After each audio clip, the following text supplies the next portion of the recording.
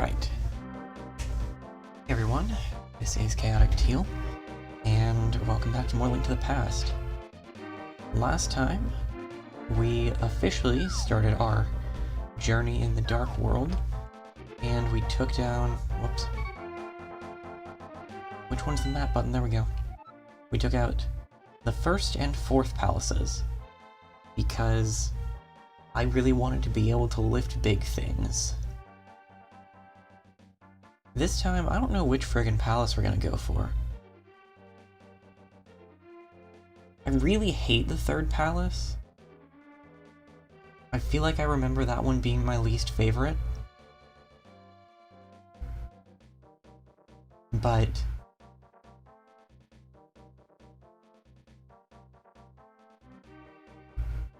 we need the item from the third palace to get past the first room of the fifth one, and we need it at least for the boss of the seventh one. We need the item from the second palace to get into the sixth palace. Or at least to get past the first room. So I think...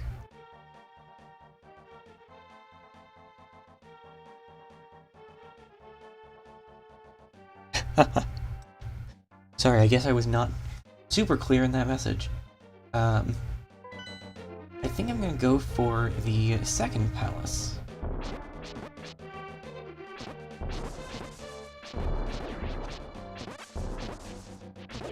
Honestly, one of the scariest parts about those Hinoxes is just the fact that your sword can break or can cause bombs to explode.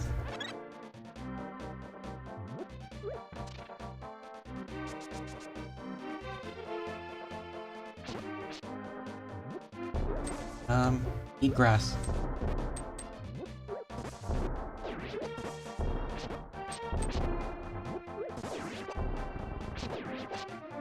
I'm mildly disconcerted by the fact that that bush had a skull under it. At least we got full health.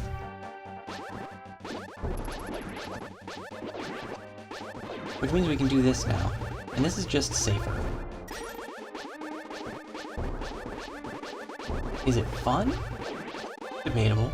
Depends on how much you like the sound. But...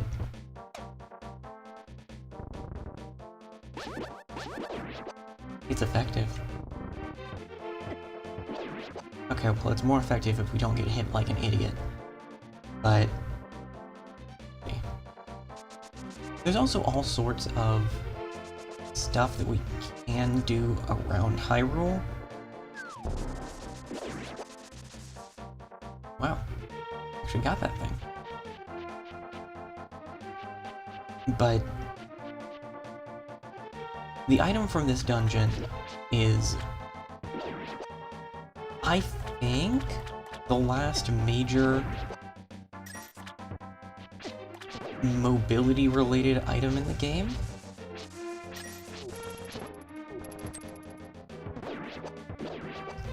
I could be mistaken. Or misremembering.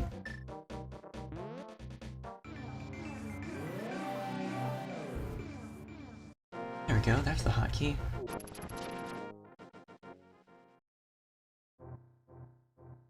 So to get into this dungeon in the Dark World, or at least to get past the first room, I never get that right. We actually need to drain the water in the light world. Now that I think about it, what is the closest...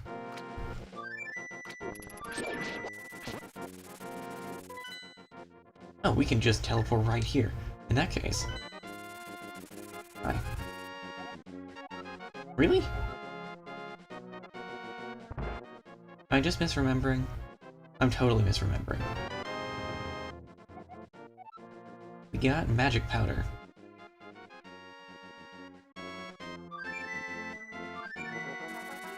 Magic powder is nice. It does a couple of useful things. Wow, that really is right there. Neat.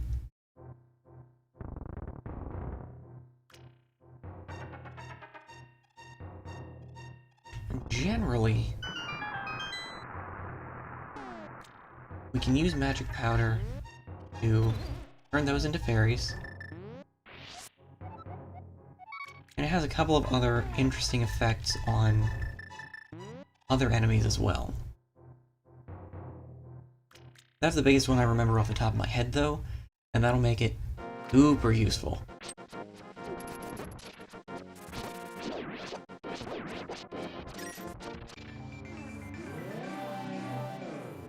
Anyway, back to the Dark World. Since we drained the water around here in the Light World, it is now drained in the Dark World as well, as long as we stay on this. Give that back.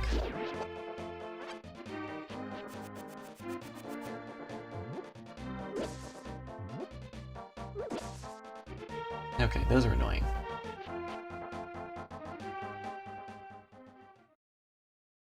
Point is, now I can swim through this part, which allows us to access this ladder.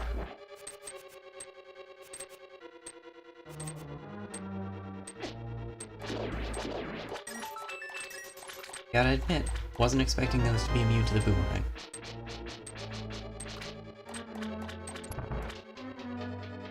Oh well.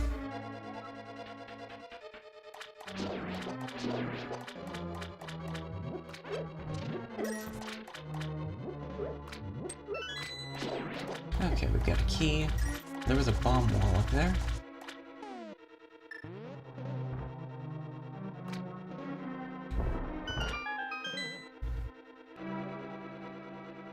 Which allows us to get a map.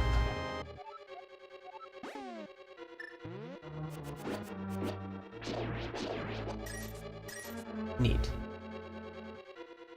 We almost have max money. We don't have anything really that we can do with it anymore. Oh well.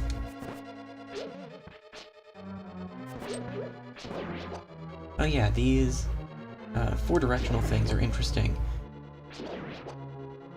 They only shoot when you attack. So they're sort of like the enemies that follow you around. Or that mimic you, rather.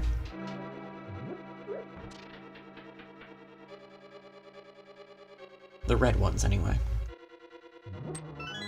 Excellent. A key.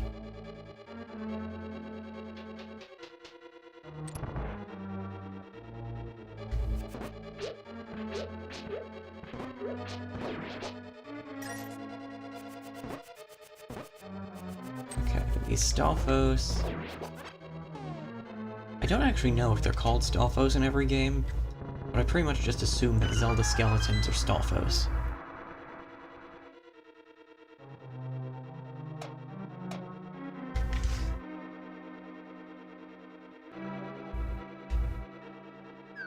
Guess it makes sense that we can't get through that. It makes less sense that that statue's even there in that case.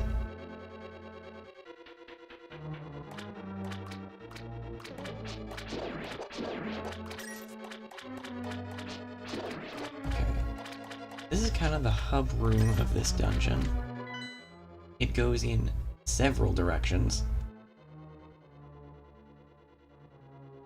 I'm gonna try south first.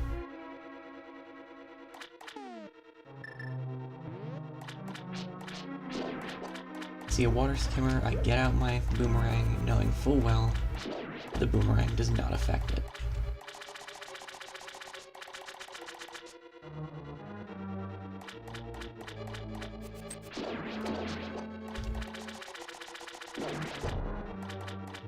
And wow, this is worthless. Oh. Wow, this is only slightly less worthless.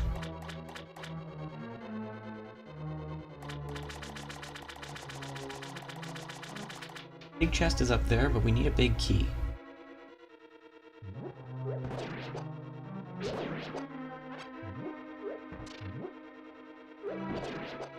On one hand, I'm kind of glad that they didn't repeat that other games don't require you to have the boss key before you can open the big chest. I need the blocks to be up here. But from a design perspective, the thing that differentiates that is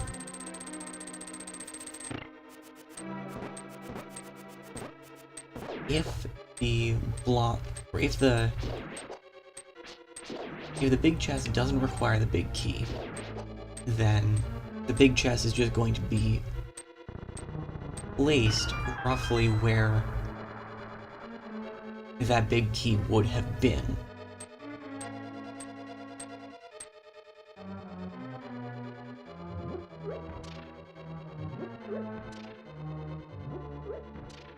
So for instance, from a design perspective, the big key in Link to the Past allows access through any big doors in the dungeon and the big chest. Generally, the big door leads directly to the boss, though that isn't always the case.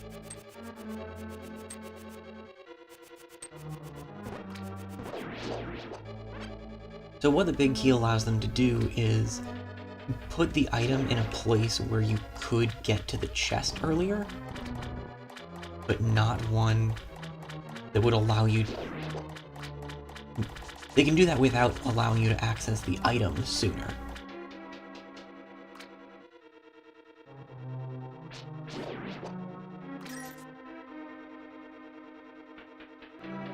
Which can be kind of nice because it's sort of like...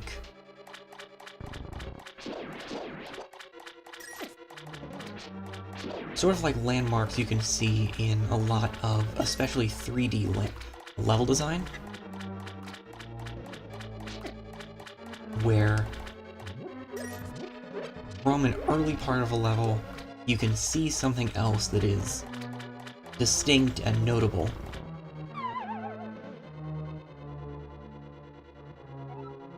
And then progressing through that area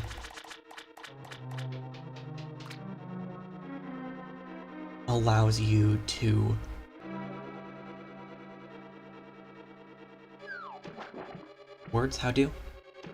progressing through that area allows you to get to that distinct, notable place.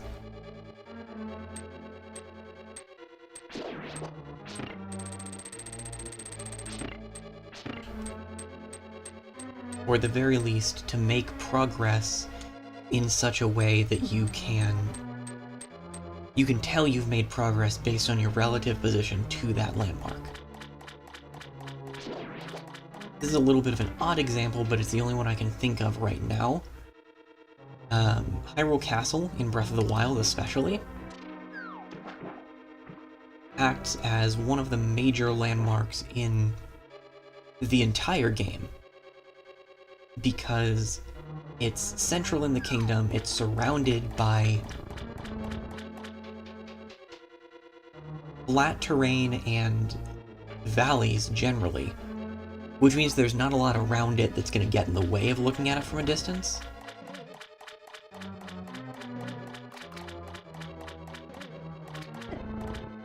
So that's even one of the best ways to find some of the memories.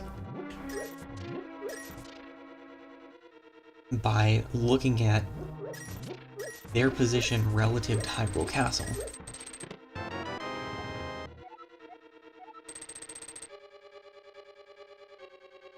The point is that having the big chests only accessible with the big key creates a similar effect, where you can see something earlier in the area, in this case the big chest, and then that becomes notable later on when you gain the means to access it. It's not quite the same thing.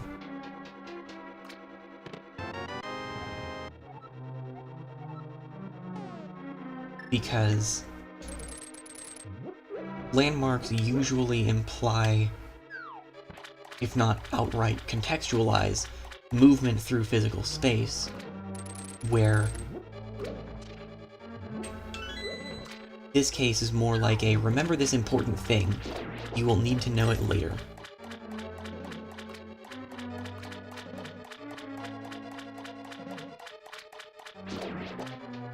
I'm surprised that didn't do damage to me.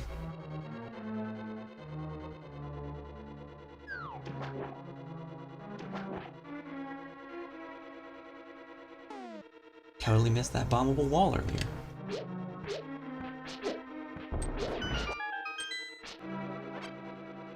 Throws me off every time that I try to use the sword to collect an item. Wow. That really was worthless.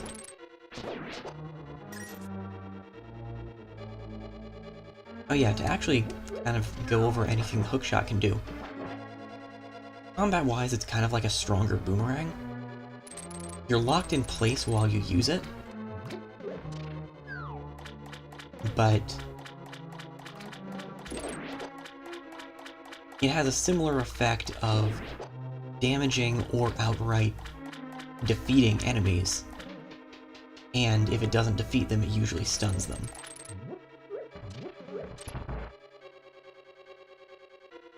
But it's also a fun little mobility tool, because you can use it to grapple onto distant objects.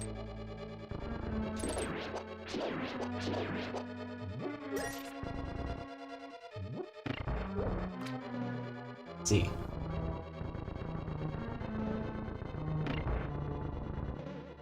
Hookshot's definitely one of the most prolific and well-known, I would say, of the recurring items in the Zelda series.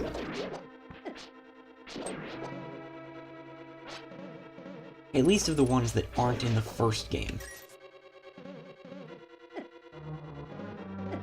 Fine.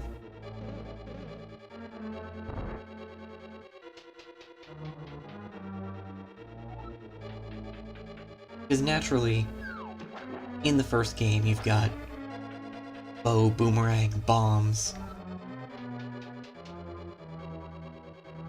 But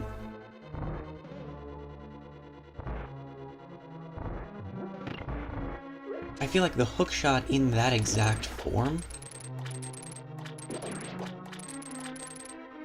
is a very distinctly Zelda item.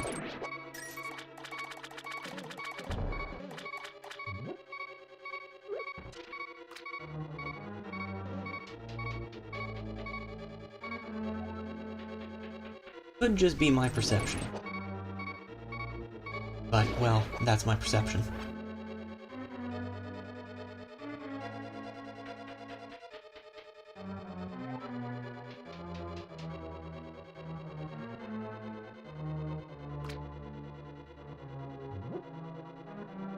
Do I need to put the statue on the button to...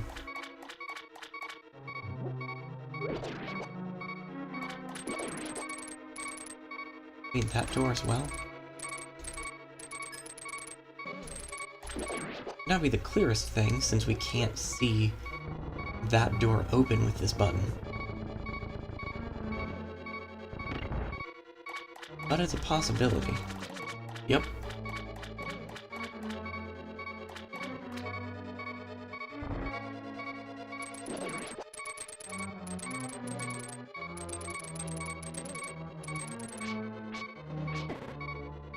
Darn it. The little jellyfish always seem to be zapping at just the most inconvenient time.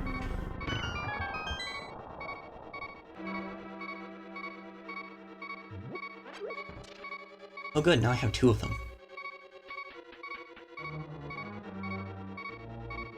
I don't want to be here quite yet. I want to go back around to the other room so I can pick up those couple of chests. Notably, I don't remember what's in them, but it's sure to be something useful. And also there's a door down here. Seems important. Oh, thank goodness. Okay, the chests were not useful, but the skulls were. And we get right back to the same place.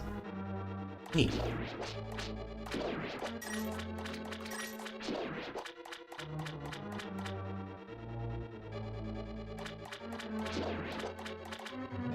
Please have some hearts. None of those were hearts.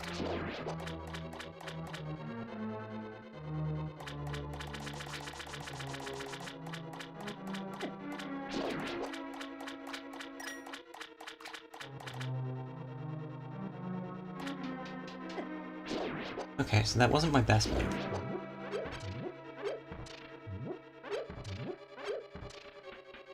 In my defense, I don't have a defense. I should have been patient. The fact that the hookshot kills those jellyfish is super nice, though.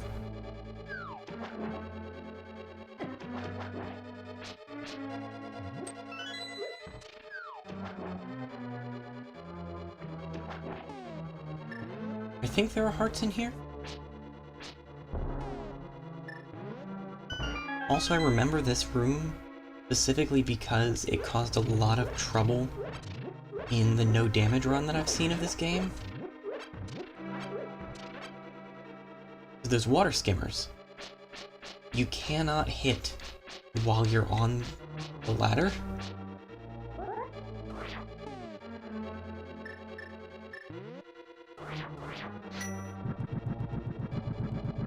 Which resulted in just having to use the Bombos medallion. Just erase them.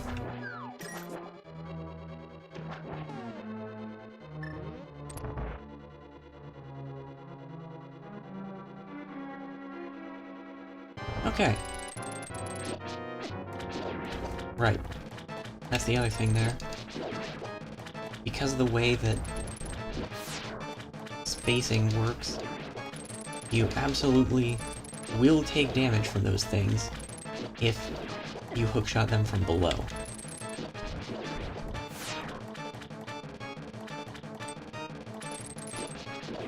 Link to the Past has some really weird bosses.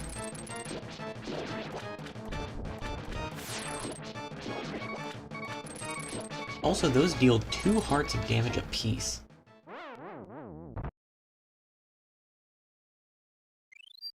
I don't remember this boss being terribly complicated, but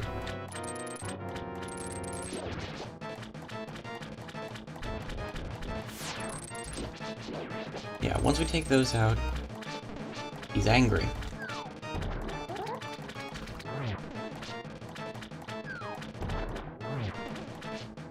I don't know how that didn't hit me. Yeah, not terribly complicated after we take out the eyes.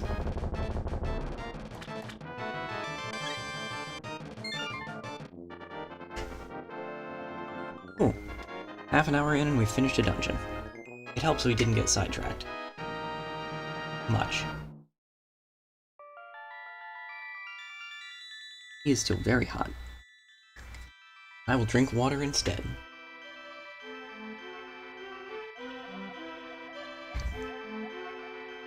Monk, because of you I can escape from the clutches of the evil monsters.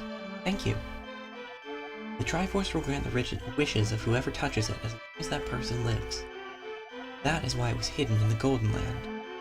Only a select few knew of its location, but at some point that knowledge was lost.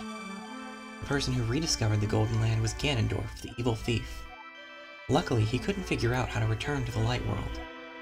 Well, remember that you have magical powers which only the hero can make the most of. There are some other magical warping points like the one you saw on Death Mountain. By using them, you can go between the 2 worlds and find the evils hidden in the Dark World. You are the only one who can destroy Ganondorf, the thief. No, Ganon, evil king of darkness. You understand? Yeah, pretty much. May the way of the hero lead to the Triforce.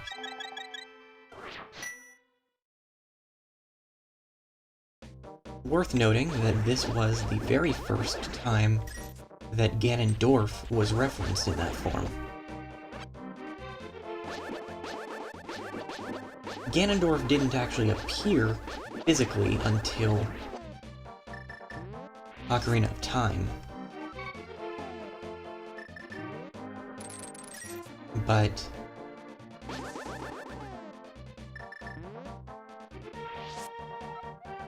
he's mentioned first here.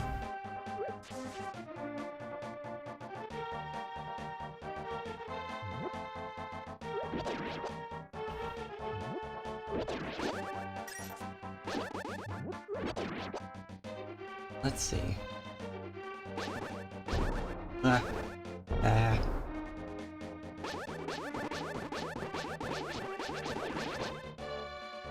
Hooray!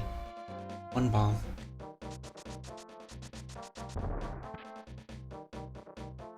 Okay, there is something I want to go check out, though. Since we got the hookshot, we can now do Dungeon 6. And I think I'm gonna do that, at least in part because I want to put off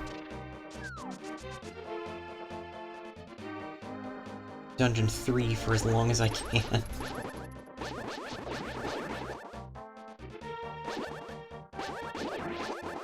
I think I remember getting whatever was down there. The back of my mind keeps saying you need to go play baseball, but baseball's in Link Between Worlds, not this.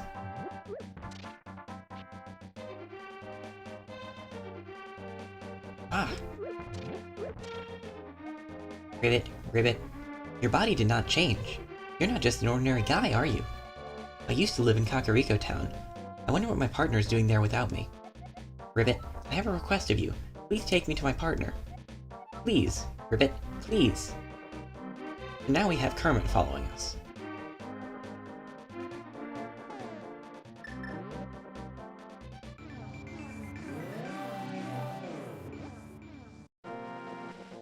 But if we bring him back to the light world, we see that he's actually a dwarf.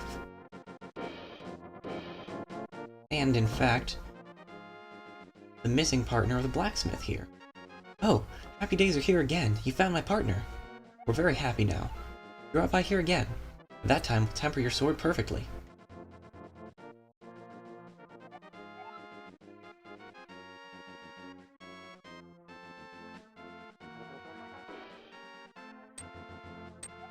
Hey you, welcome.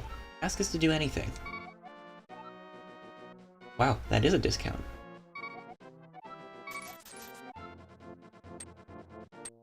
So because we did that, we don't have our sword for right now. I don't honestly remember how difficult that's going to make the next bit.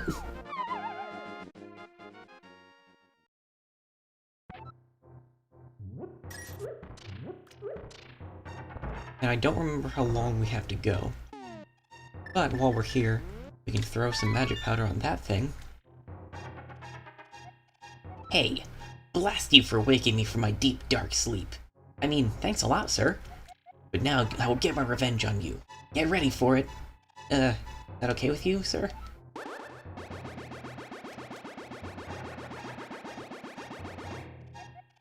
I laugh at your misfortune. Now your magic power will drop by 1/2.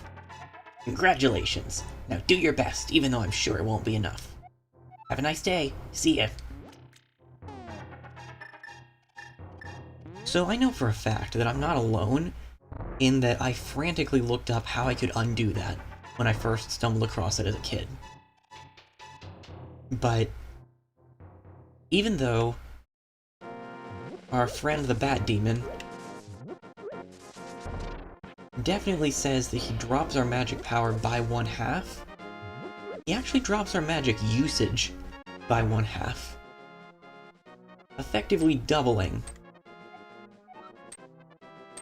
the amount of magic power we have. Which is sweet, especially because, as you saw in that dungeon, the medallions in particular eat up a lot of magic power.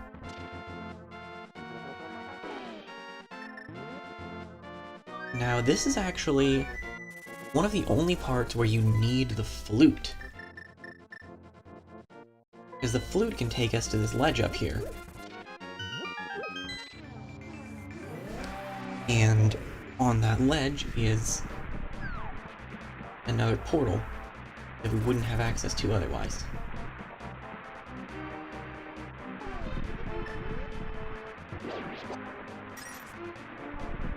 The hammer can function as a replacement for the sword in a pinch.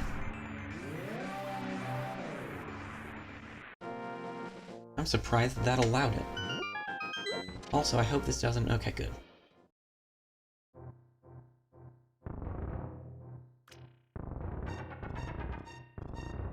There we go. Piece of heart. But yeah, the hammer's range is honestly pathetic. No, we actually can't get back in there.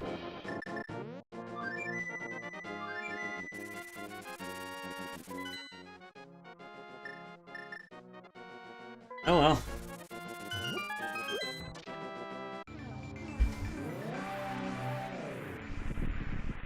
Oops.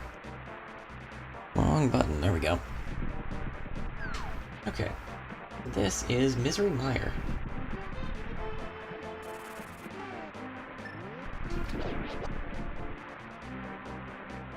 At least if I'm remembering correctly. This entrance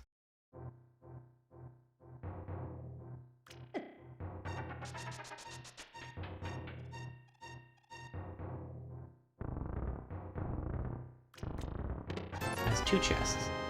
That one is useless. That one is useful.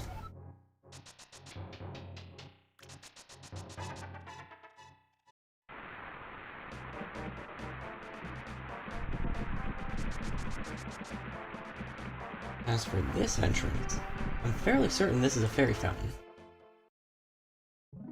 Yep. Not of the there are fairies you can catch variety, but of the full heal variety. Which is nice.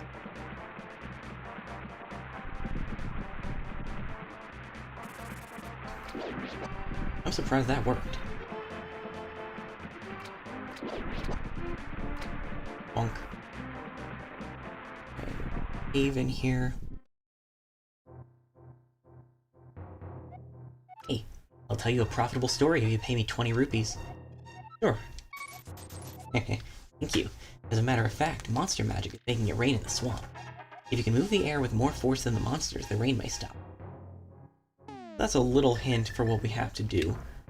Though, the bigger hint is over by, well, closer to the center of the swamp. I just want to take a look around, because we can't enter the swamp by any other means. We may as well look around while we're here.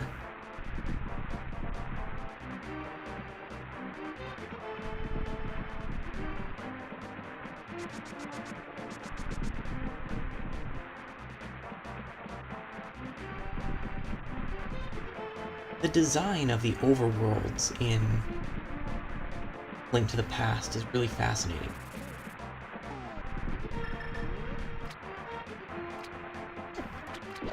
Because given the nature of the games, did that do 3 hearts of damage?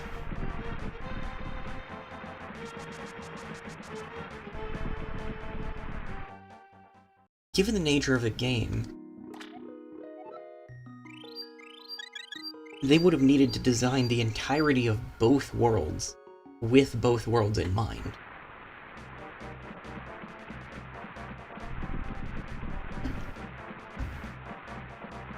I mean,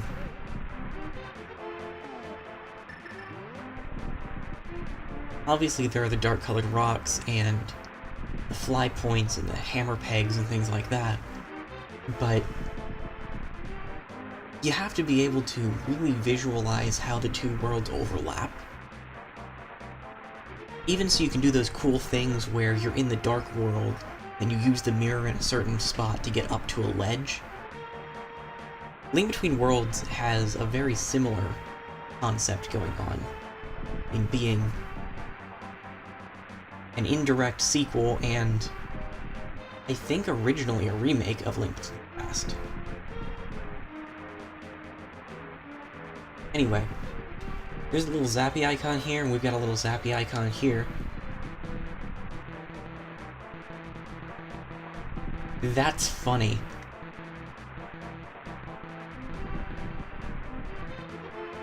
We need our sword.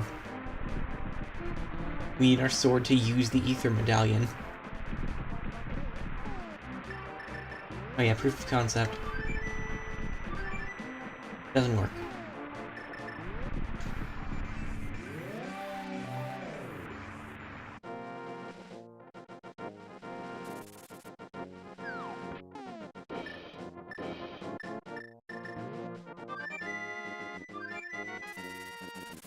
There are a couple of things we could look around at.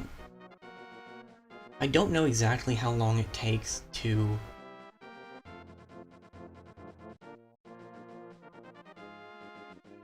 get the sword tempered. Sorry, I'm trying to think of anywhere else that there are dark rocks we could get through. I think I'll teleport to the witch's hut.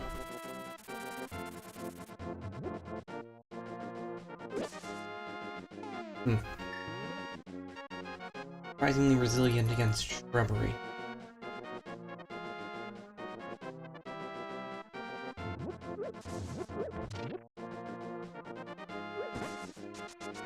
Hi.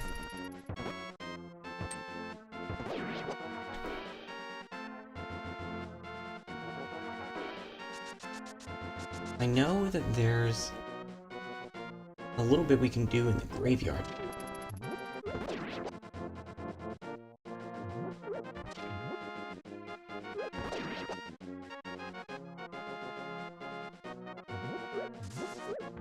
At least there should be.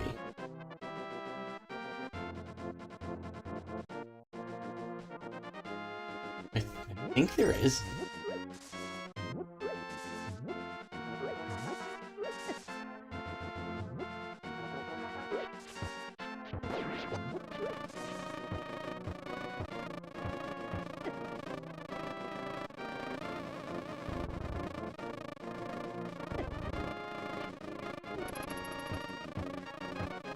I wouldn't say this is going well.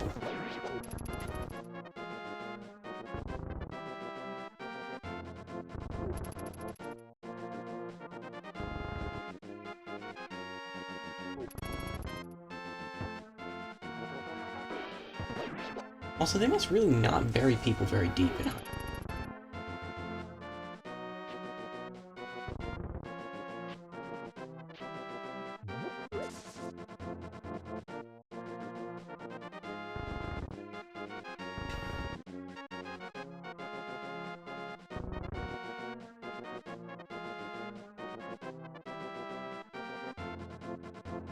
Really? Nothing?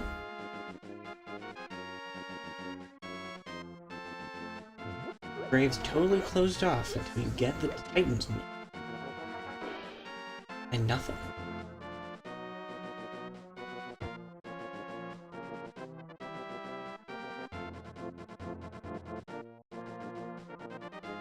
I feel like that's not accurate.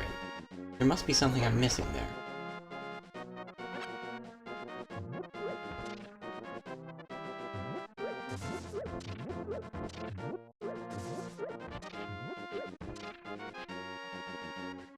This one I'm pretty sure will drop me into the sanctuary. Yeah.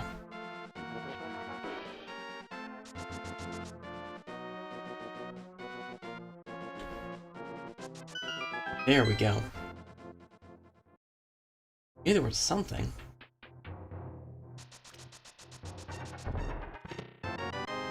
Oh, that's where you get the cape. I didn't realize that was where you got the cape. Cape's cool. The cape is a totally optional item that makes you invincible. Well, it makes you invisible and invincible.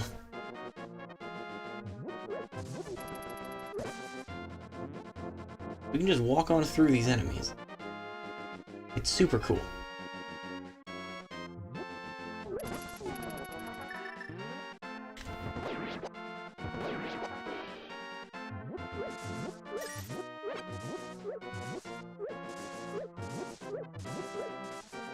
Now, I'm not sure where the nearest Dark World portal is.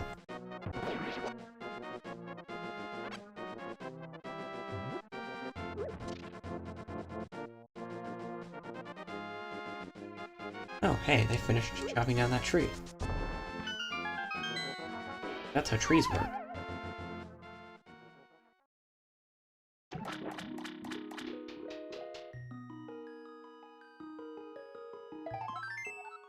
Get a piece of dirt. And there's a fairy fountain here. All of our bottles have fairies? No. Now they do.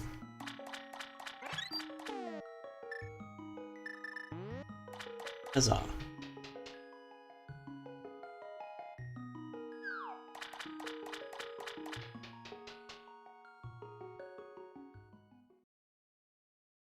And then we come out of here.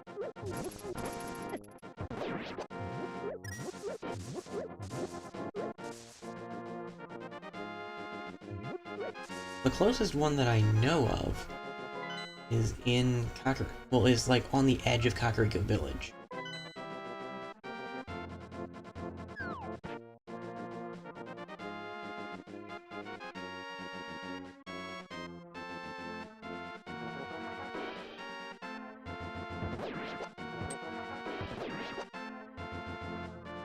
Not sure if there's one that's more convenient.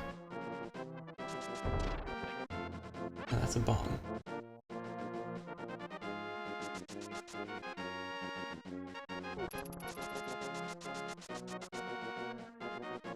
Got the Titan's Mitt now.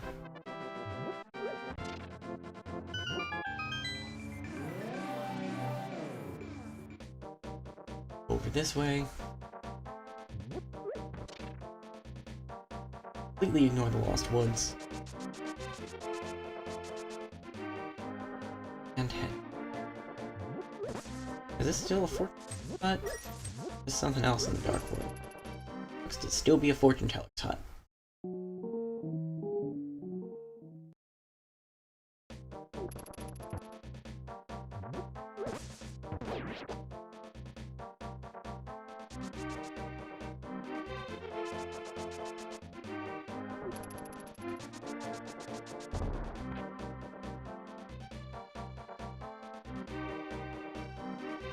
What I'm trying to get to is, I guess, a couple of things. Yep, those do 3 hearts of damage. Good grief.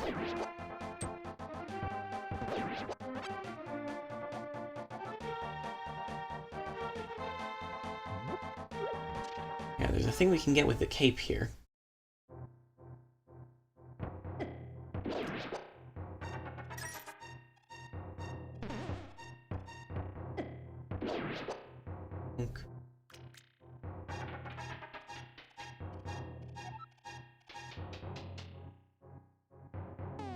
Need the hook shot as well.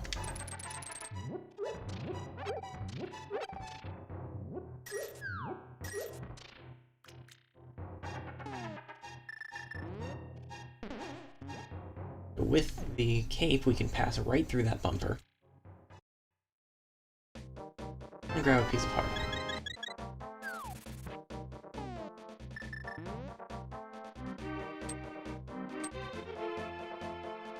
Determined little pterodactyl. That actually wasn't what I thought was back there. Or a shop.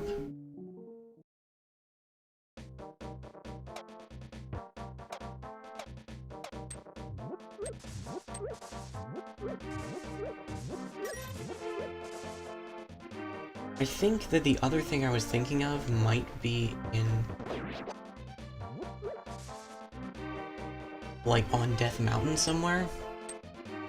Dark World Death Mountain, that is.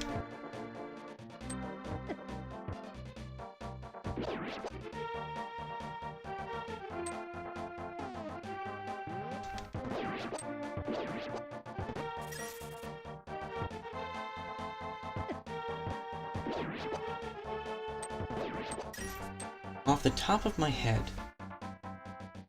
we're missing some basic equipment upgrades. 2 canes and another magic weapon.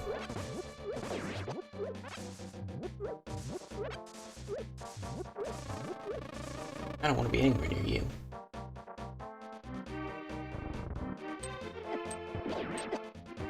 Cease. I'm intrigued by this arrow.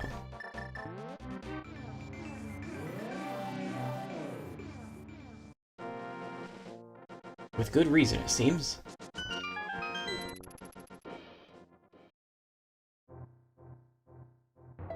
Shiny.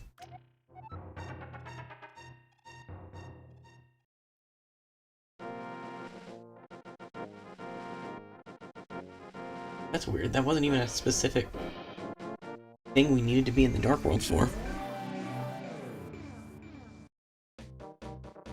Oh well. What is where the sanctuary would have been? Church of Sad with an octopus. Hey, I'll tell you a profitable story if you pay me 20 rupees. Thank you. To tell you the truth, I found incredible beauty inside the pyramid. Someone sealed the door. You can't do anything with a standard bomb, they say. Okay. So that tells us a little bit more about the cracked surface in that pyramid.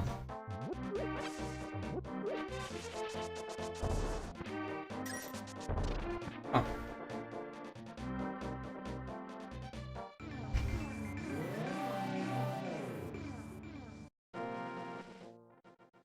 Up here, I think this might lead us to another part.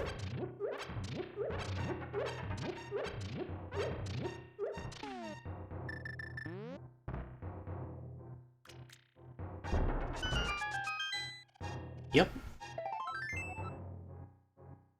I don't think there can be that many left. Yeah, because we got 4 crystals left, which means we're gonna get 4 more heart containers that way.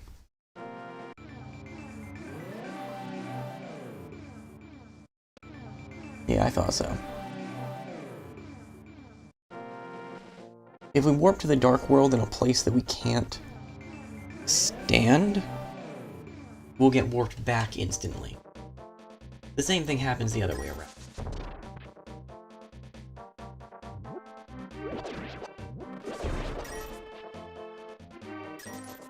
And we're back up to map.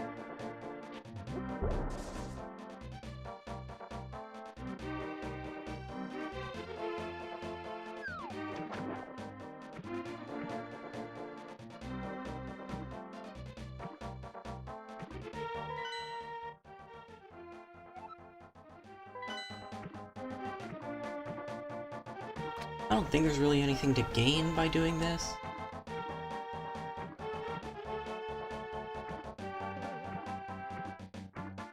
I don't really remember. That was impossibly close.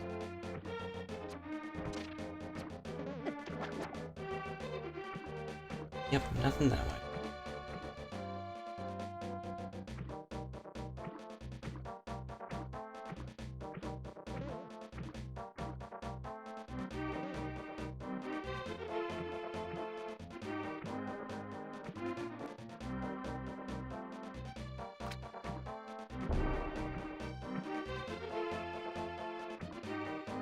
Anything past the broken bridge here? You know, just while we're going for a swim? No. Nothing.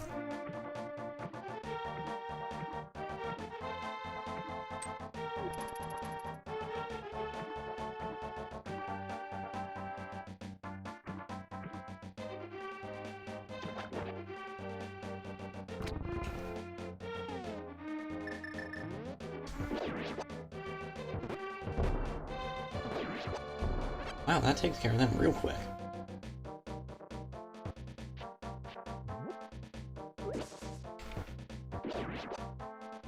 Is this such a normal shop in the Dark World?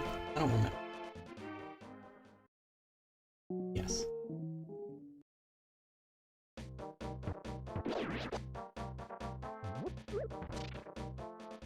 Gone up there because that's where we get one of the medallions.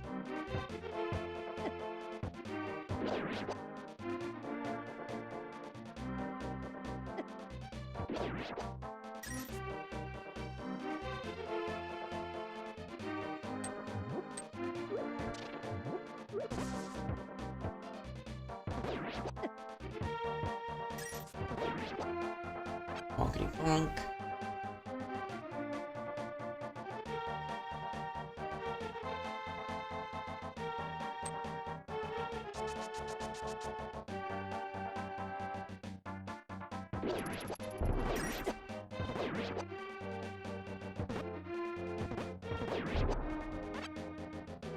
Since we've now heard about that, I wonder...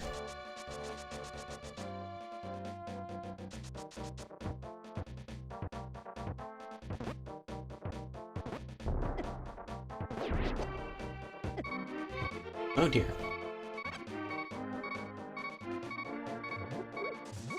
Alright, pit stop time.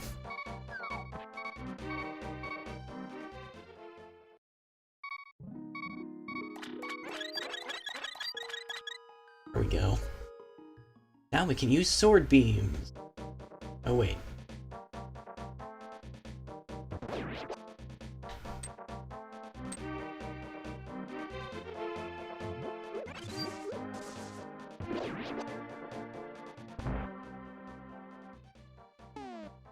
Nope.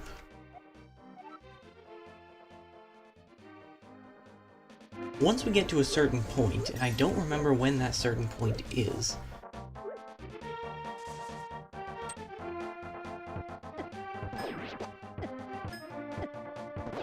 that shop will start selling a comically large bomb.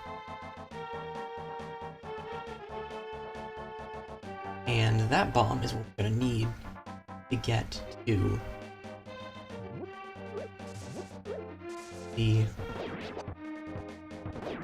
cracked wall in the pyramid.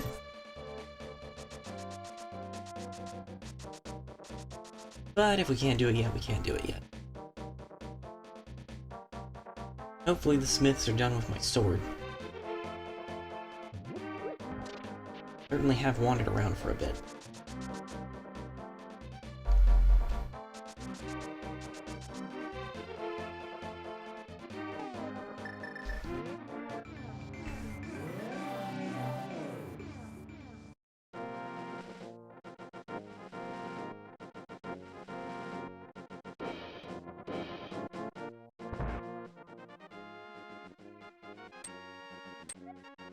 Excellent. Now our sword is red.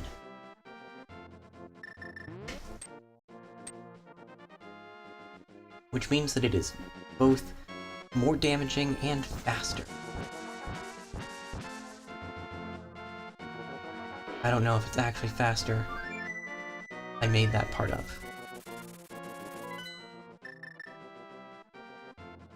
Red cargo fast.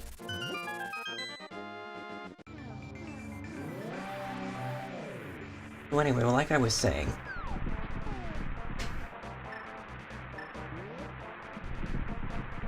we can only get here by going through that warp.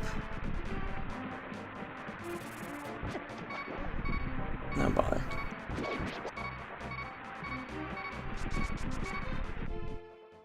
It would have been a little funny, but imagine if I had died on the way to a fairy fountain.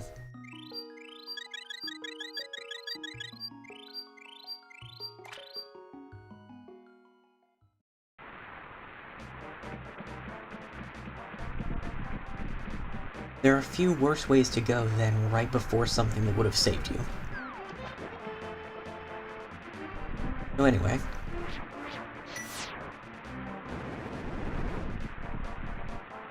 By using the ether medallion there, we can clear up the storm. Which makes this thing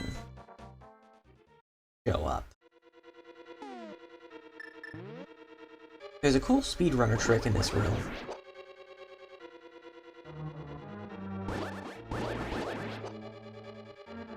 Where you can, like, use a bomb and dash into that block to get across that pit. But heck if I know how to do it. Rude.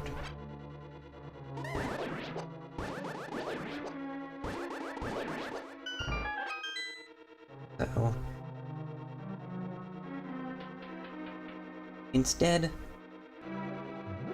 you know, use the hookshot as God intended.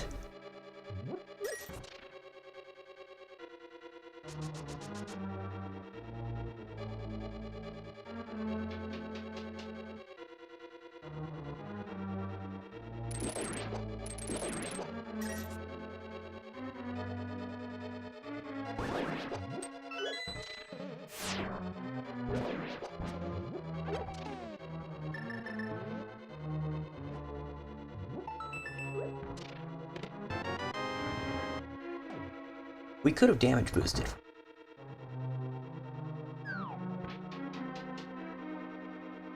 But we have an Invincibility Cave, and that's cool.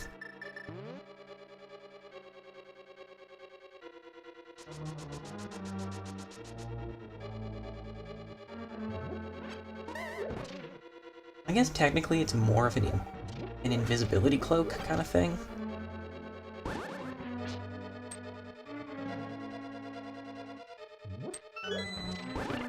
And its effect is more like intangibility.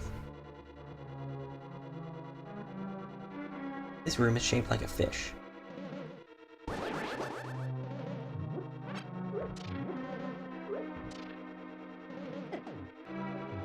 A fish with a strange growth.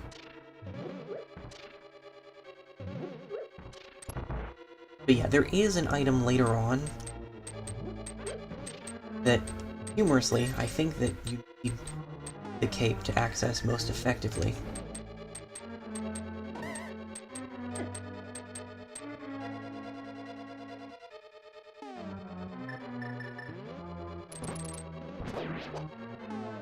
But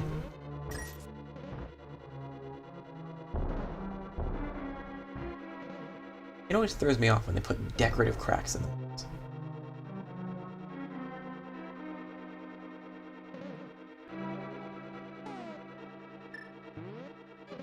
Yeah, we'll get to the other thing when we get to the other thing.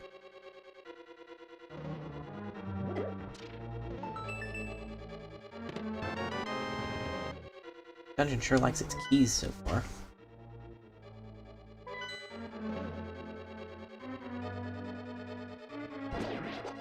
Oh yeah, these things poop bombs.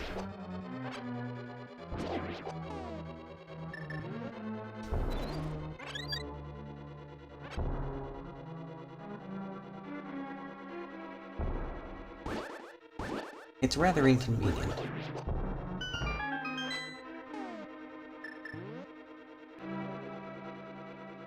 Nothing really of use in there.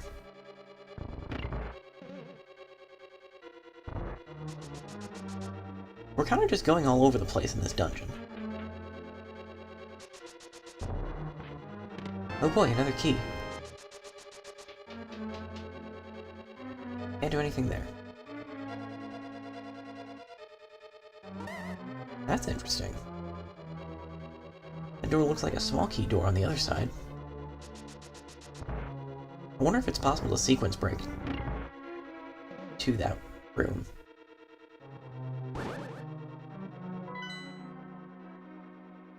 The chance is definitely not zero. There's a lot of sequence breaking in this game.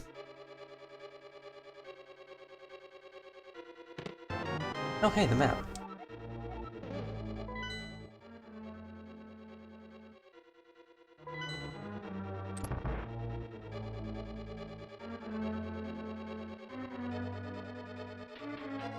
I'm not sure this did anything useful for us. This did not do anything useful for us. Oh well.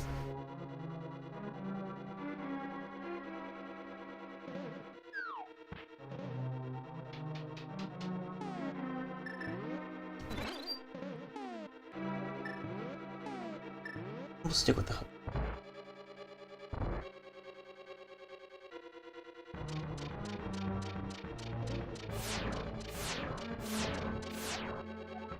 Unfortunate.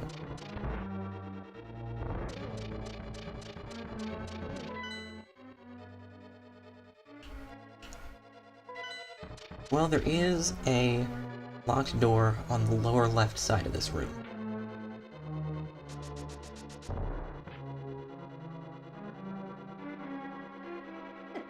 Oh, that one was below the grate. Whoops.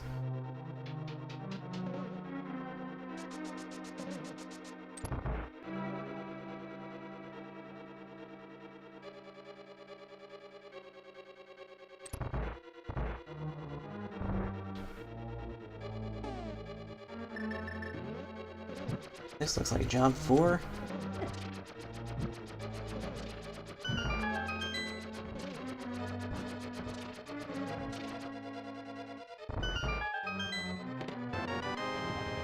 Yay!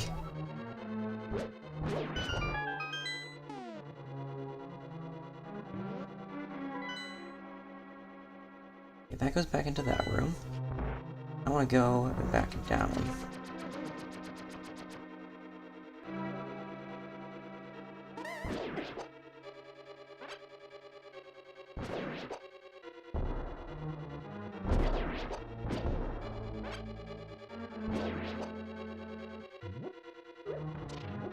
Ooh, full magic. Excellent. Now switch over to the hookshot so I don't accidentally screw that up.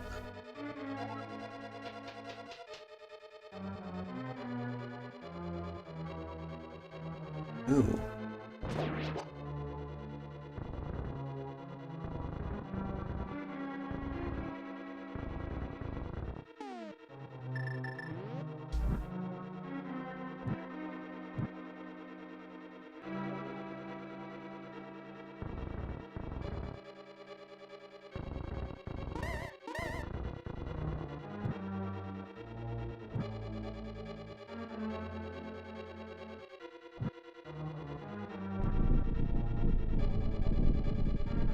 This seems fine.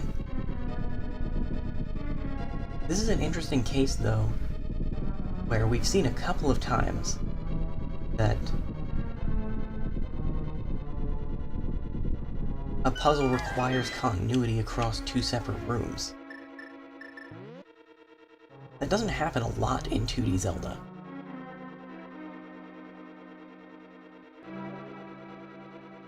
We didn't really get to see what that did, but this room would have been much smaller before that. Plunk, it is I, Sahasrahla the Elder. You must set fire to 4 torches to open the way forward.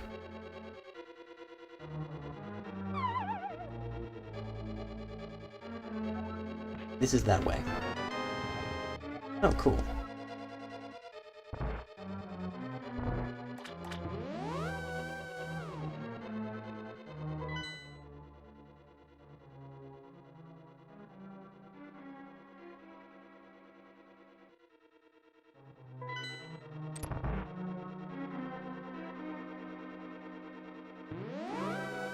Interesting. Oh.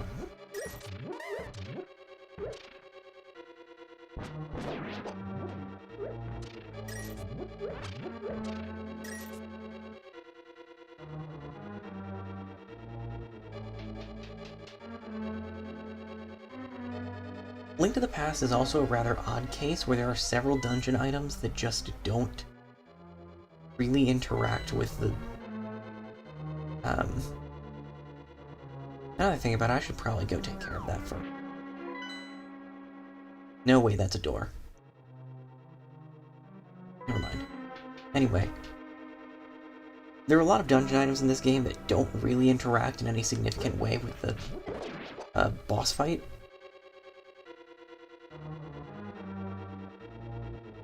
Which, now that I think about it, wasn't a standard yet.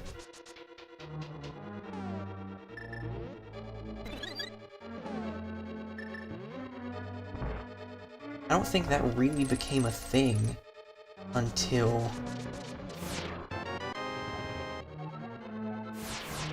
That's the least helpful item description I've ever seen. But yeah, I don't think that the use dungeon item or dungeon boss fight really started happening until, I guess, Link's Awakening. Anyway, the Cane of Samaria is kind of cool. It allows us to place a block. Pick up the block, we can throw the block, we can push the block. If we use the cane again, it'll fire off energy in 4 cardinal directions.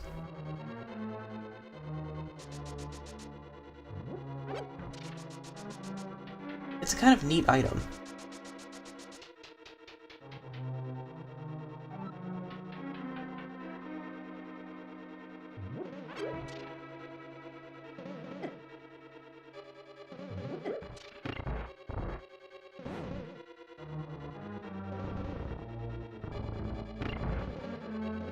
Unfortunately, rather underutilized.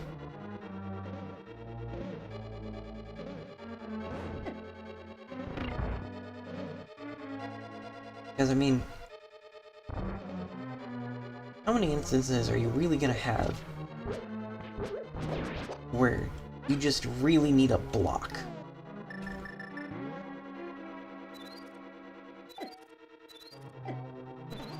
That was pathetic.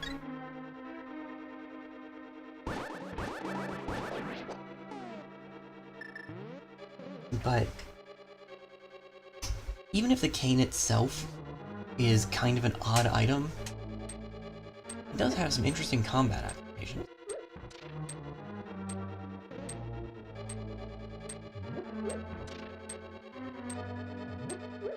You know, you can set it down and kind of use it as a trap.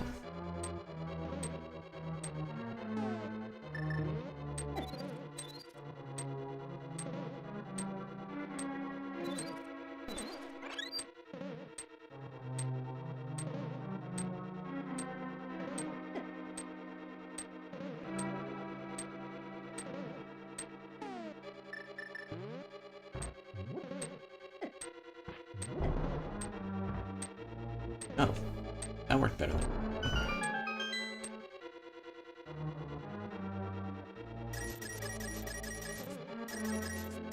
Glad we took some damage and used a bomb so we can get money we can't use. Not that we're ever running short on bombs. Also, yes, I remain the absolute worst about actually using items with limited ammo. Even if I have way more ammo than you could ever practically want or need.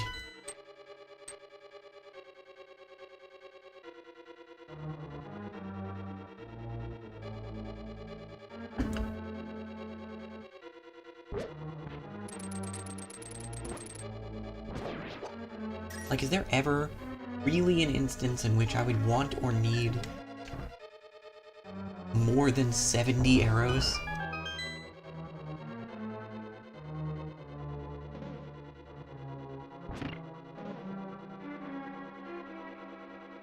No.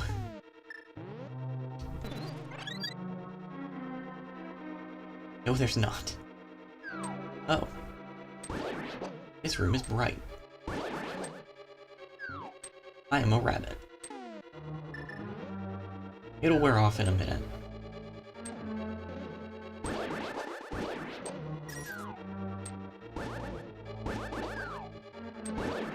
Turning into a rabbit kind of reminds me of like the eggplant wizards in Kid Icarus. So I guess specifically the ones from Kid Icarus Upright.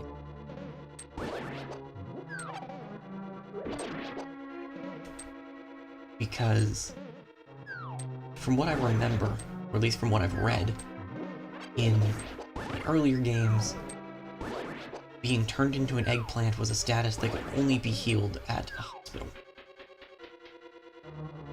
You'd have to wander off, you'd have to find a place where you could actually heal that status.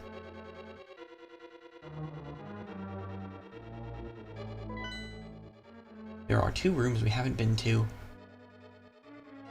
and I don't think that they're worthwhile.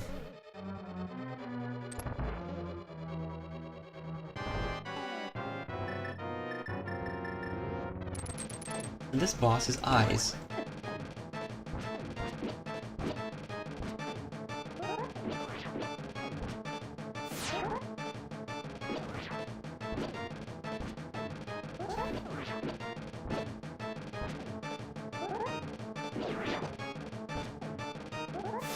Ah.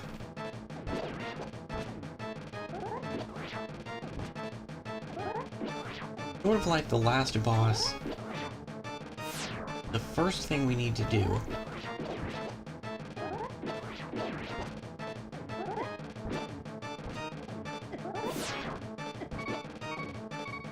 is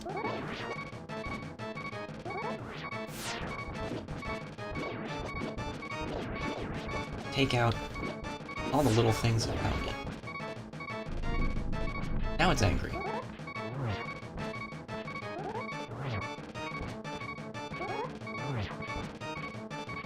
Also, like the last boss,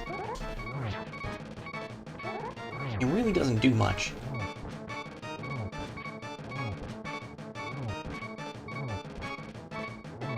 Alright, all of that slime does damage. Yeah, it really doesn't do much after we take out all of its little mini things. So, not too bad of a boss.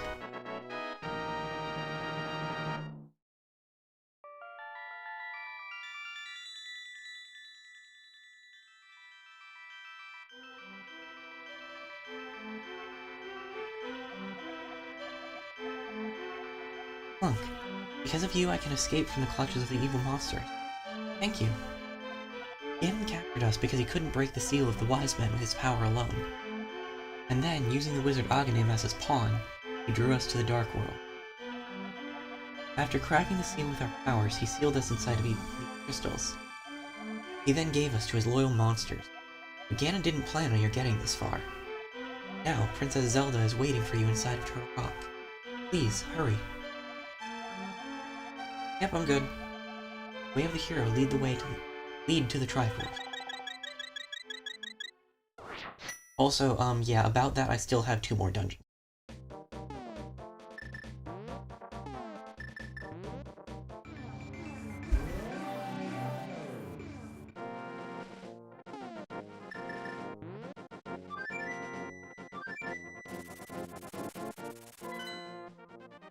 I guess I've put off the inevitable for long enough.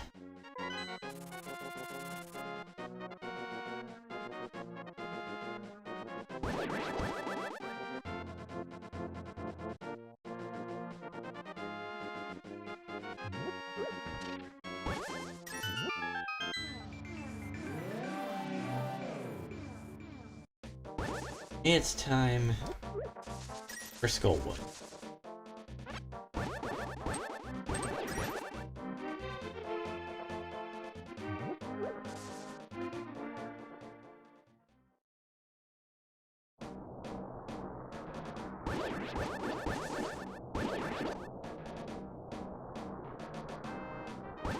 Skullwoods is a fascinating dungeon.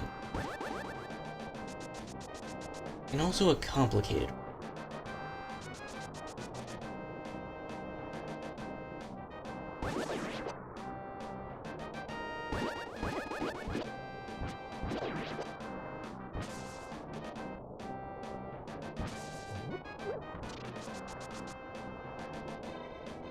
It looks like we can't actually get anywhere at all through this entrance.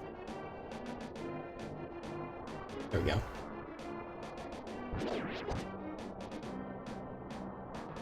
That kind of demonstrates exactly what I mean.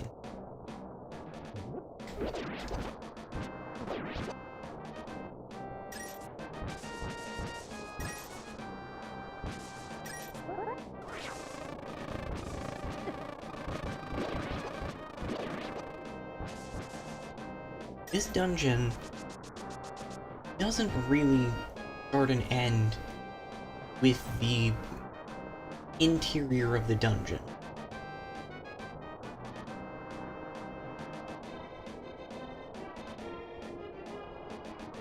This dungeon is wholly its own beast. And I can't run diagonally there because the corners are jagged.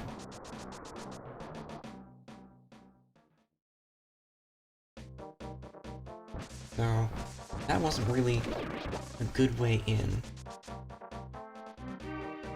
Should be another way down here. Yeah, I would say that the entire forest is this third dungeon.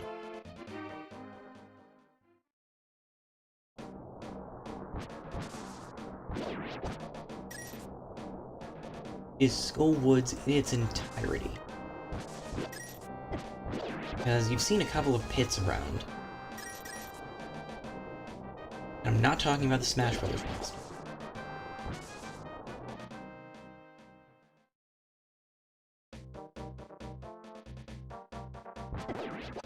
What I am talking about is that there are multiple entrances to this dungeon in different parts of the forest.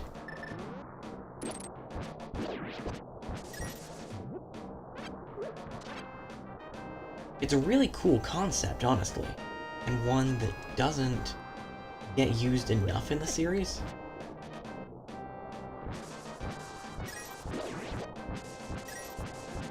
Even just right here, there are 2 pits and a doorway, and those are all dungeon entrances, as is that. And that one. This one's harder to find though, so I'm gonna drop in this way.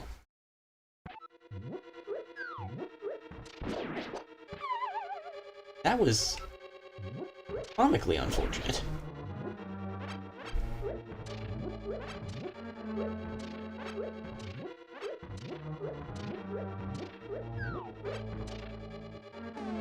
I can't really think of another dungeon in a 2D Zelda game that has worked quite like this one.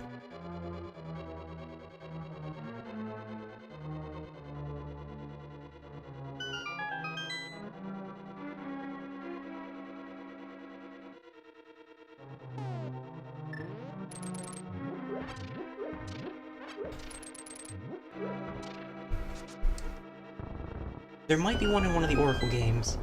Again, of all the 2D Zelda games, I have the least knowledge of the Oracle games.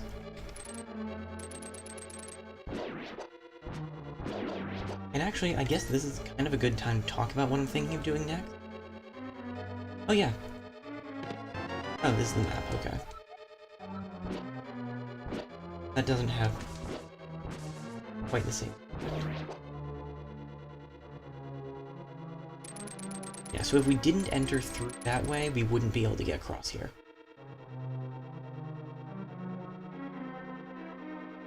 We don't have keys, though.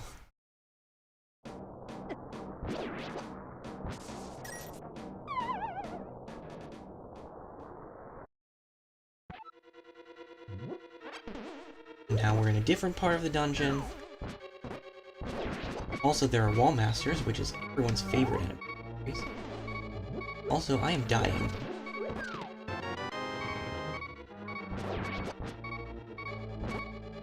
Which isn't really what we're going for.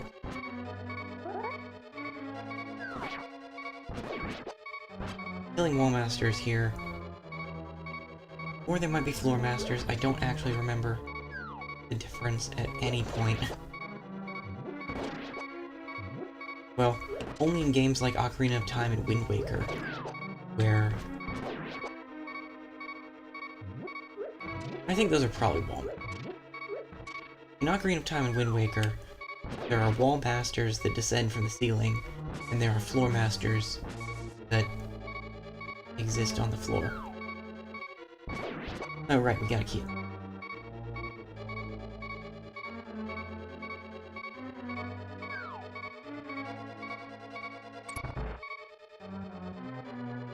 Hooray, now we're here. And yeah, because of these little spark panels, if we walked across, it would create a pit that we couldn't get across. Oops. Really did forget just how much spikes fling you. This change the layout of the wall.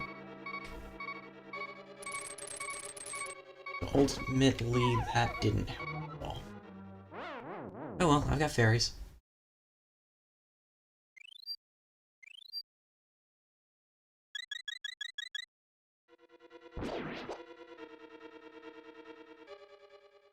But yeah, for a little bit, I was thinking about just skipping over Link's Awakening after finishing this one.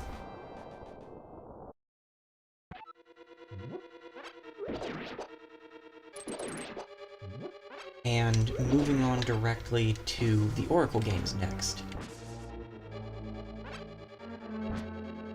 Because of my usual policy of not doing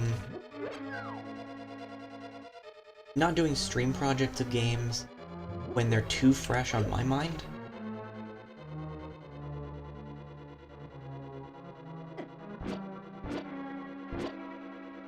I hate those red beetles. There's so much health. Oh, this is the room.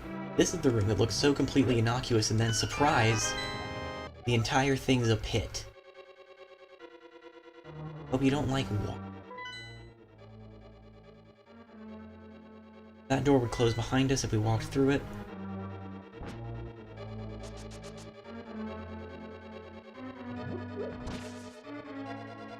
But... and while I haven't played Link's Awakening since the remake came out about 1.5 years ago,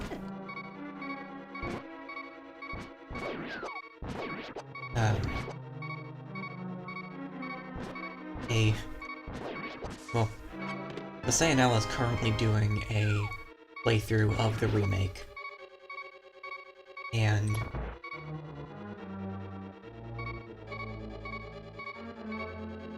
wow, I'm really just going in circles at this.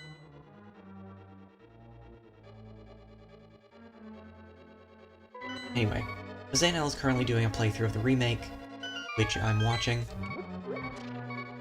so it's still pretty fresh in my head.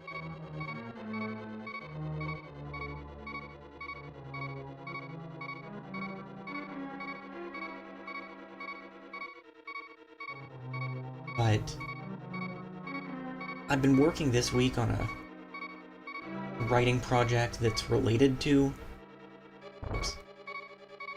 Link's Awakening, and I think that that's made me want to replay the game myself, even if I have just been watching a playthrough of it. I'm gonna pretend that was intentional. But yeah. Oops. I will, I believe, be... wow. Okay. I'm playing Oracle of Ages first, once I do get to the Oracle games. I double-checked my save data on my 3DS, and I'm fairly certain that I played Oracle of Ages second when I played the game. Look, it's yet another freaking entrance. Sure do love this dungeon. Again, I might find it moderately annoying and difficult to traverse, but it's a really interesting concept. That just doesn't mean I have to.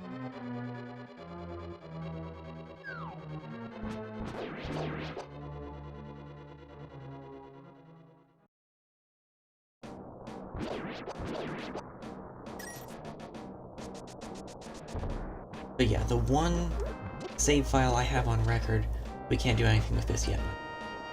The one save file I have on record shows that I played Ages first, or Seasons first, then Ages.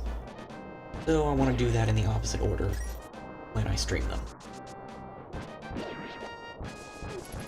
Ah. But, like I said, I've decided that that'll come after Link's Awakening, because I want to play Link's Awakening.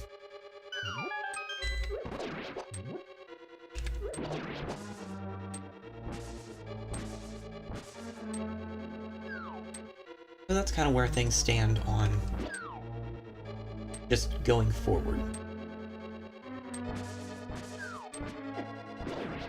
Ah, that's unfortunate.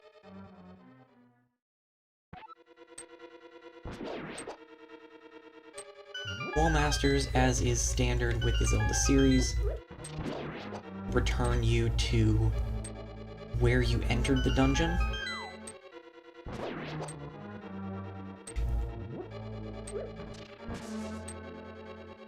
And they also reset the dungeon to the state it was in when you entered.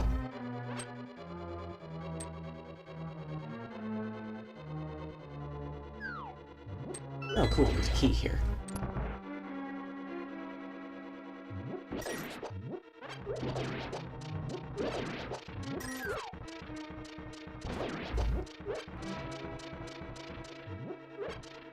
Is there really nothing else in this room?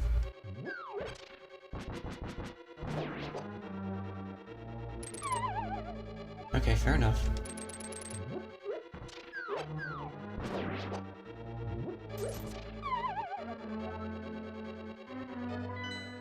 Wow. That was useless.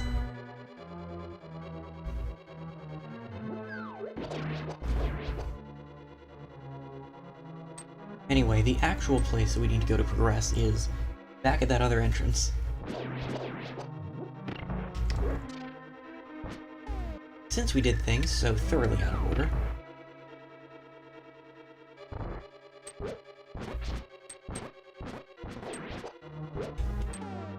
we don't particularly have to care about any more push-a-statue puzzles.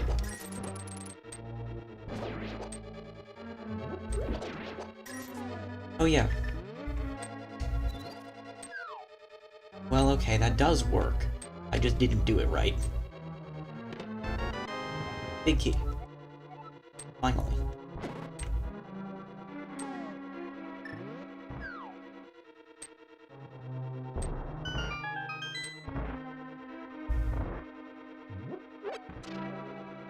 Yay. Yeah, pretty much I plan to keep playing through the 2D games in the series. At least until about June.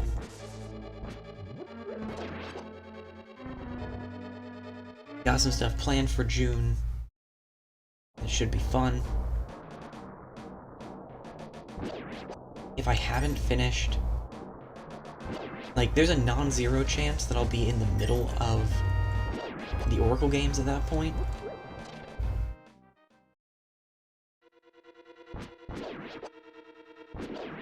So if I haven't finished those, they'll likely become a side project for a while.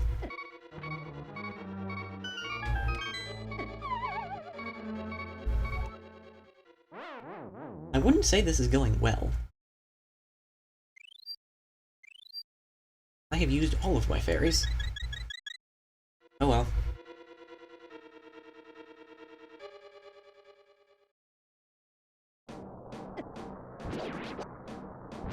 That one in particular just has it out for me.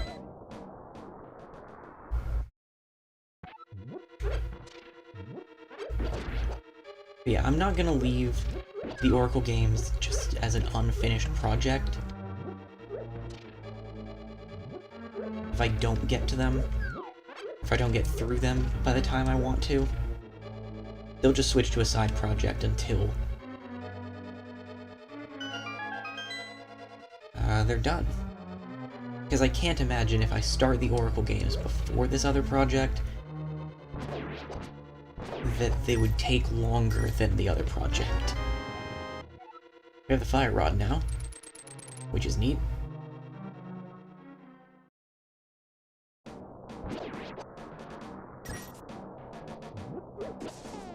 Our inventory screen is almost full.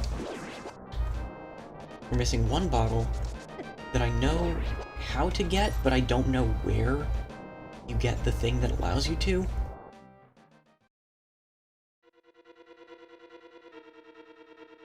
We're missing a cane that I know how to get, but I don't know where to get it. Which is a common theme for me in this game, really. And like I said earlier, we're missing some equipment upgrades. Now that we have the fire rod, We can just burn the heck out of that thing.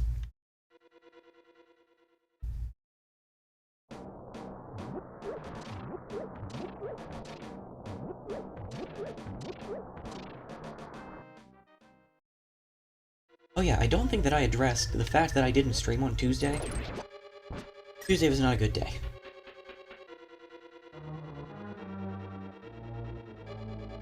That's pretty much the answer I have.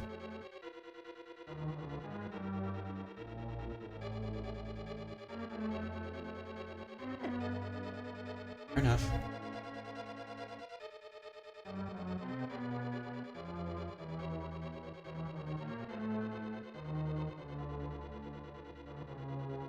Okay, we're here.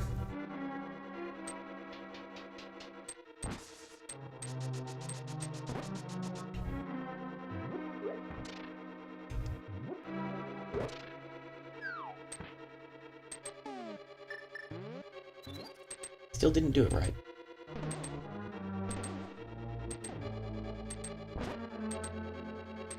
Oh well. We can get the key. That's the important thing.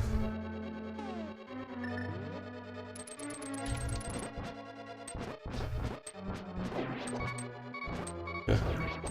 I don't have fairies left. I'm either going to need to find some fairies, or going to be very difficult.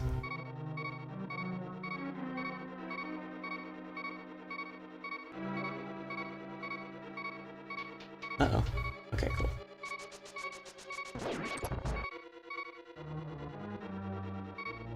Oh right, this room. I'm not sure what's with the little, like, black stripe flickering across the top of the screen here.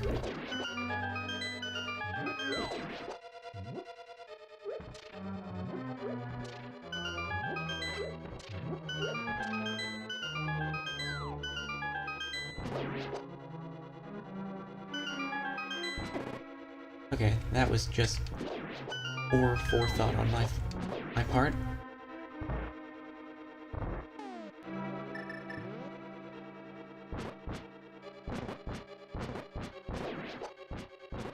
Fun fact, if you set mummies on fire, they turn into skeletons.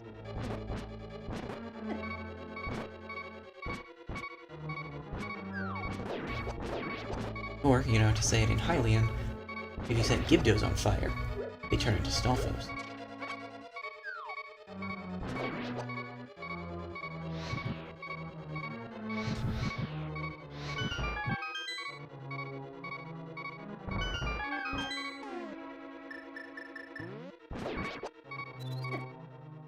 That's unfortunate.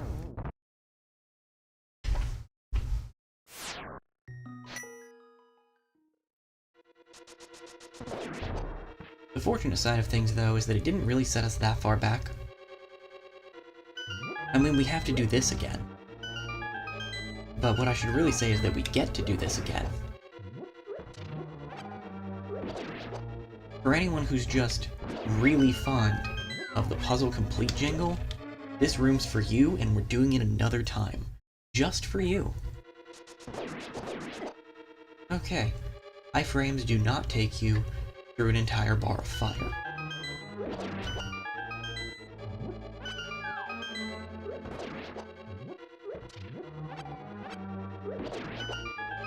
For anyone who's not fond of the top of the screen flickering, I don't know what to tell ya.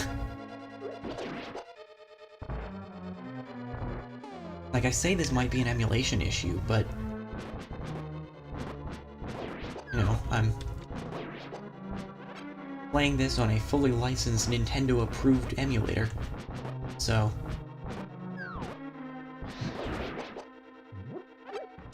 oh, I guess the fire rod just straight up murders them. That's what happens when I say things without testing them.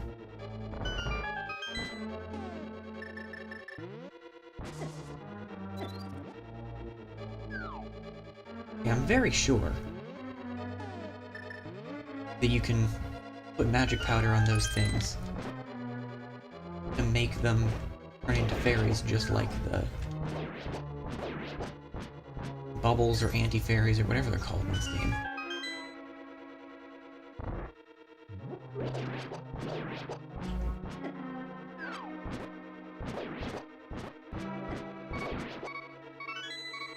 Of course the Gibdo had it.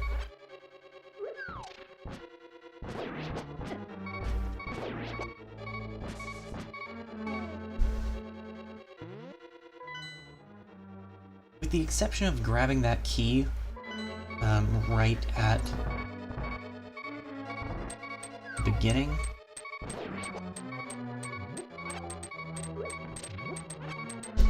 there's really not a whole lot of option in this last area. It's pretty linear. So this boss is interesting.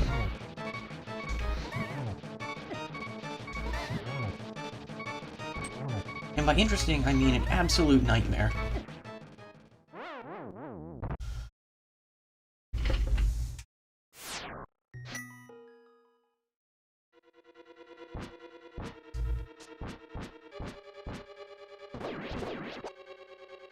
I have seen that boss beaten with no damage, using only a B.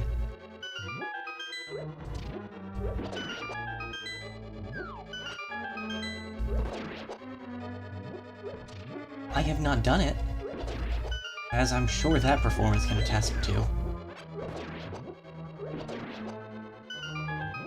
Right, that's just a small magic refill.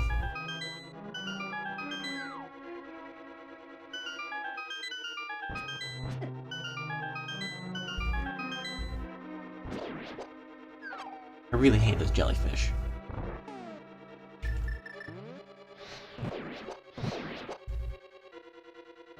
Dark World, though. Dark World loves them.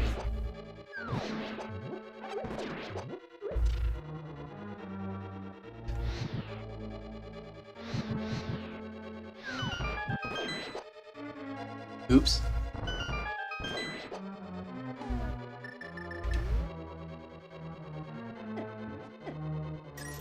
That was a confusing interaction.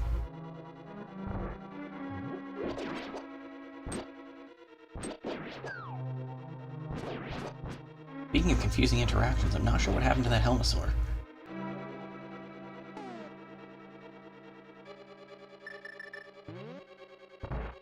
Alright, time for some shenanigans.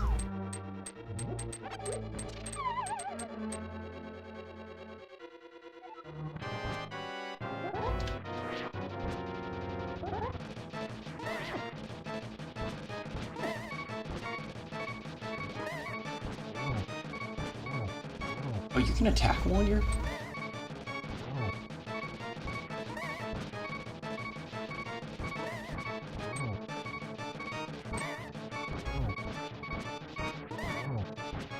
Wasn't aware that you could attack like this.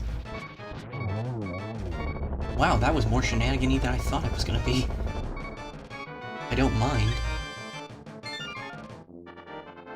I'm really not a fan of that boss, just because it feels like it's excessively busy. There's a moving floor, there's the spikes moving around, there's the fact that it's kind of erratically flying around and shooting 3 lasers at you repeatedly. It's just a it's just a messy boss fight.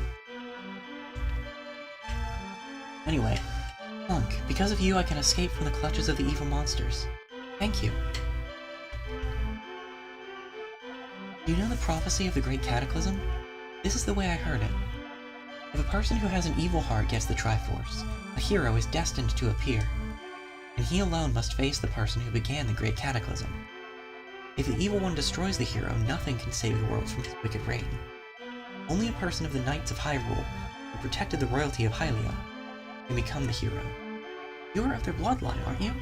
Then you must rescue Zelda without fail. You understand? I think I've got that far.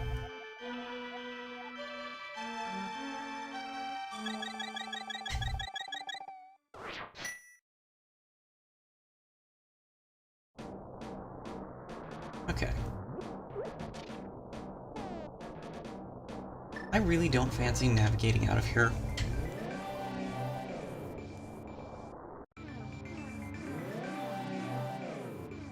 I'm gonna...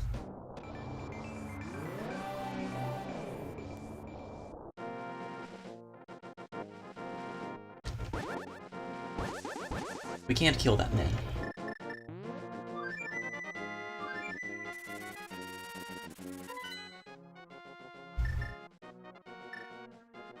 We're gonna go to our house and stock up on fairies over here.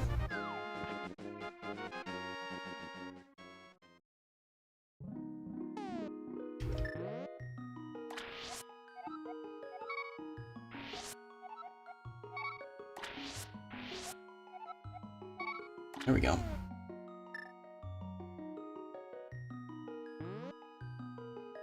But yeah, I'm just not a huge fan of the design of that moth boss. It feels like a damage race more than anything. And apparently you can just shenaniganize the entire fight using the cape if you have enough magic. But I'd really just count that as a mercy.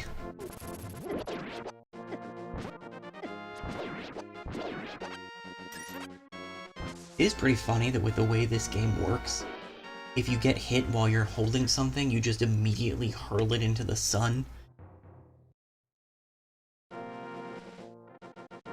Which has resulted quite frequently in enemies causing me to kill other enemies by throwing a rock I was holding.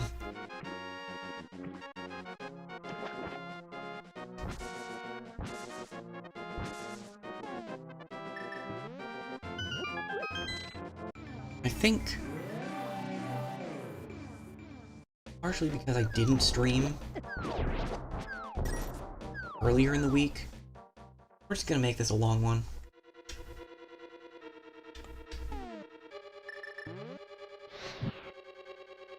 This is an ice dungeon. Clunk, the magic flames will protect you inside this icy dungeon. Thanks. And basically, we need the fire rod.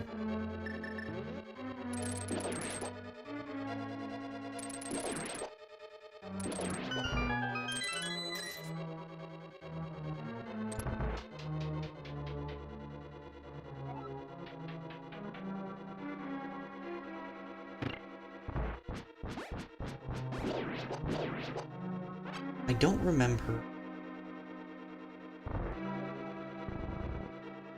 I think a lot of what we're missing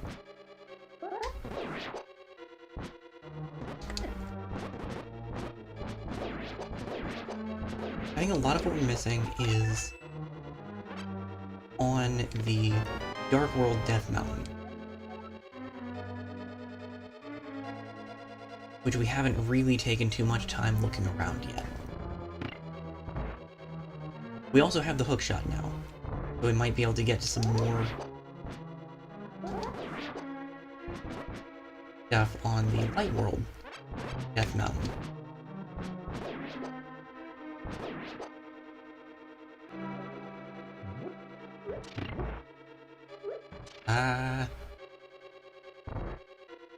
Cool.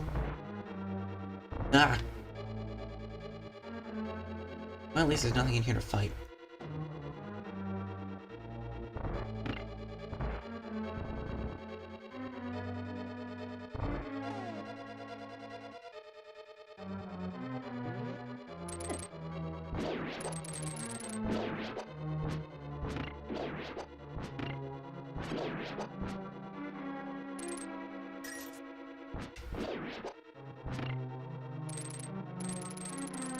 This is a really awkwardly shaped room. Especially when you're trying to fight stuff with the hookshot.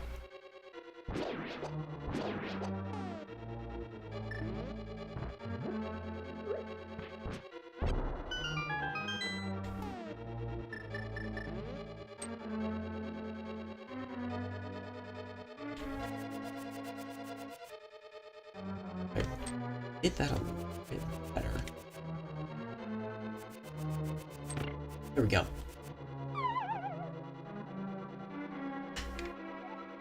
Oh, right. You cannot destroy the Skeleton Knight with the sword alone. When he collapses, he's vulnerable to another weapon.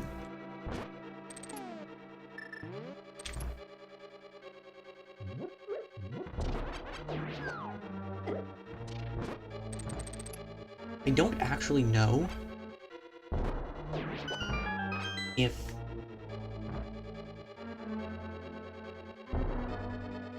like what combination of... Oh good, it's another room like the last boss fight.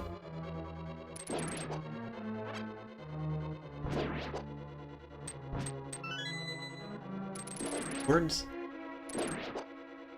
I don't actually know which of the skeleton enemies is called a Stalfo.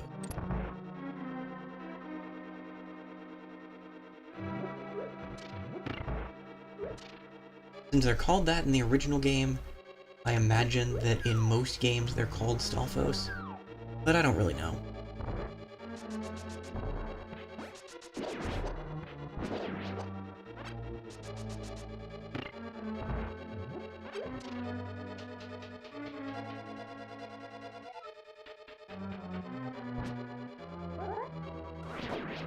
That worked really well. Neat. Less neat. We're gonna go this way. Oh no.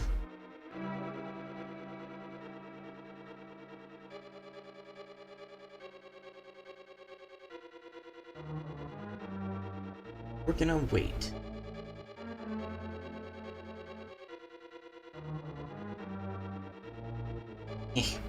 There we go.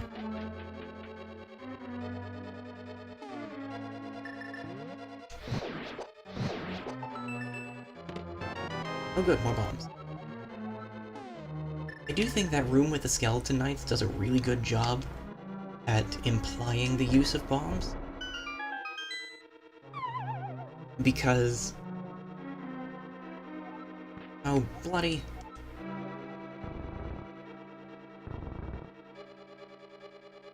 You've just used a bomb to get through there.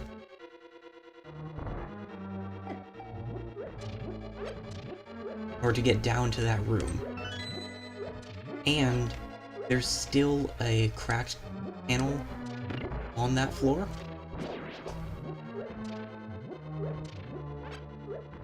So that definitely keeps the implication of, hey, maybe at least try using bombs in this room.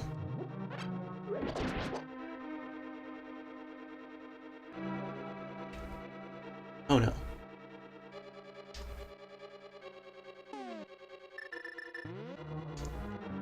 Hehe. Ah.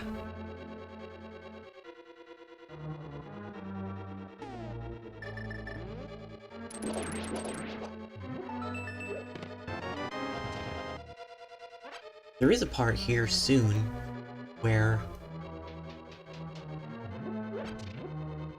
a healthy bit of sequence breaking will come in very handy.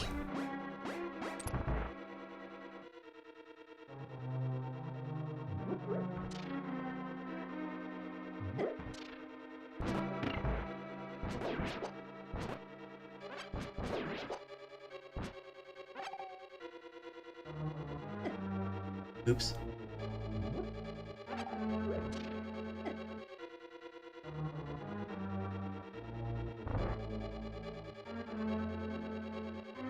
That's just gonna take us to the other side of the room where we couldn't open the big chest.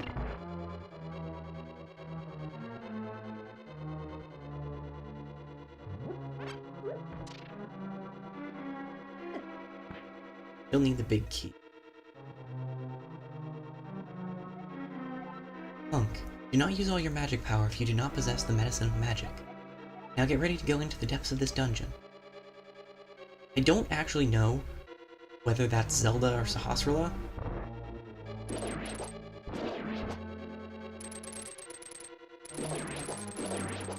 I guess that's the room of, hey, do you have the hookshot? As a matter of fact... Yeah.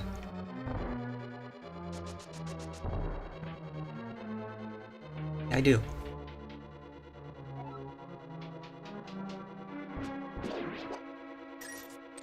Got a key, so I'm gonna check what's in here.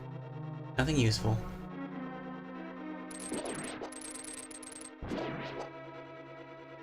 That's a bomb wall.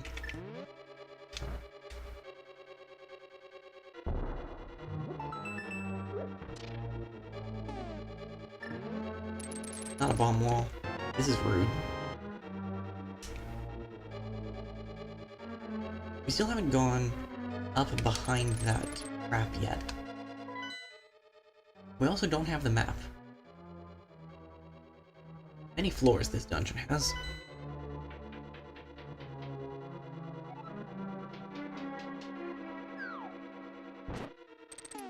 Hello, would you like some bomb?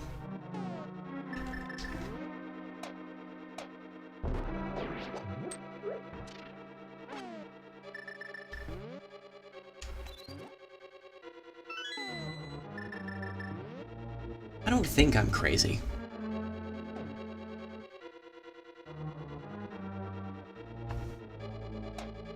I'm not gonna give like 100% on that, but I don't think I'm crazy.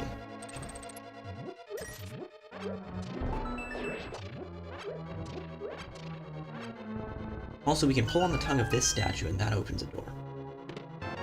Oh good, the map.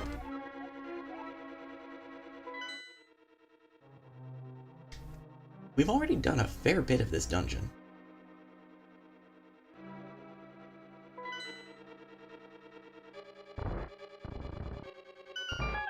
Cool. Oh, this room. Big key. This is the big key. Cool.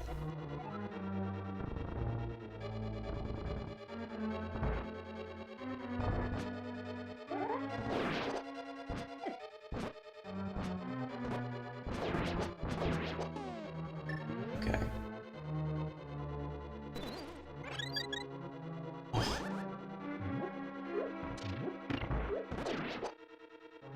Can't catch me.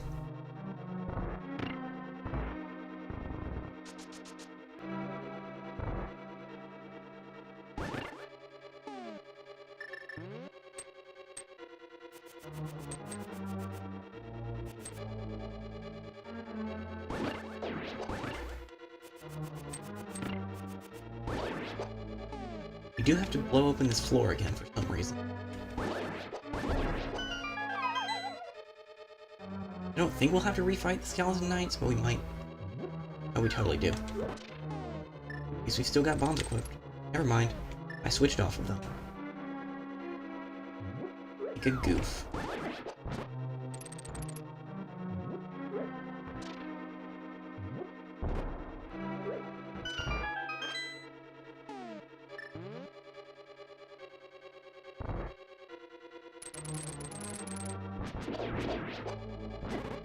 I feel like every Zelda game except for Breath of the Wild for me is, let's see how many arrows I can possibly fit into a quiver that I never use.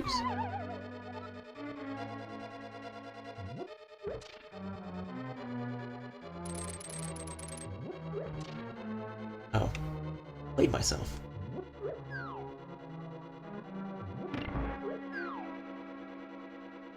Situational awareness. And how not to have it.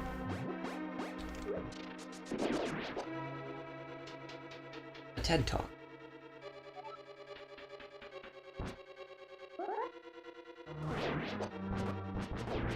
Still went really well. Oh good, another magic refill. Look at those penguins drop magic refills all over.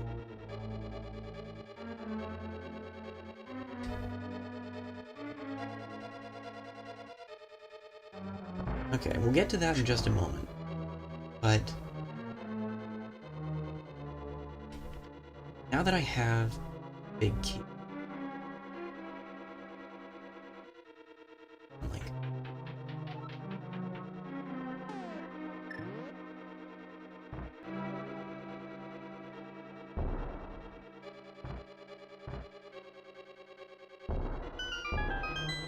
not sure how that first one didn't catch that. Anyway, now that I have the big key, we can get the blue mail, which for whatever reason makes our hat yellow. I really don't understand the color palettes of some of these.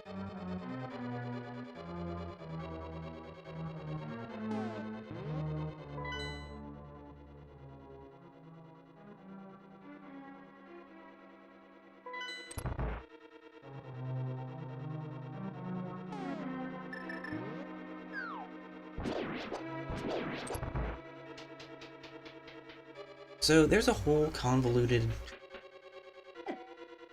hackery that we need to go through up ahead, because this is a switch that has to remain pressed in a room without a box. So the intended way of solving that puzzle is to go all the way around and turn the switch back to blue so that we can push a block, a very specific block. It has to be, I think, the lower left one, down through that pit in the middle of that room back there where we use the big key, and then we'd be able to push it back onto, we'd be able to drop down into this room and push it down onto this switch. Or you can do Misery Meyer first.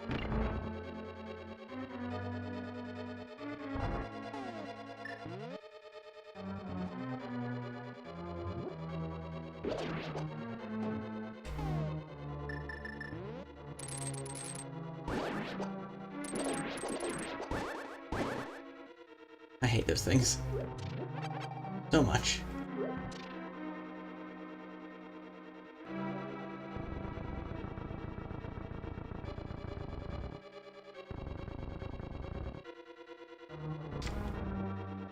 Yep.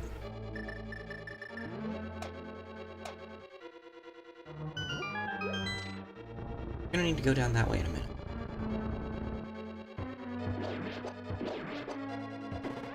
Interesting.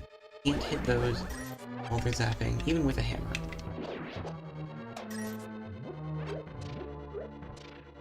Oh, I guess I have full health. Neat. And almost full magic. Hopefully be enough. Because this is the boss.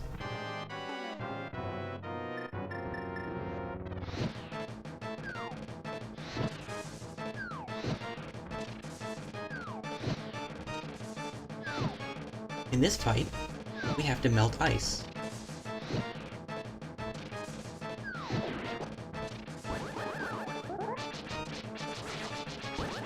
Plot twist, there are 3 of them.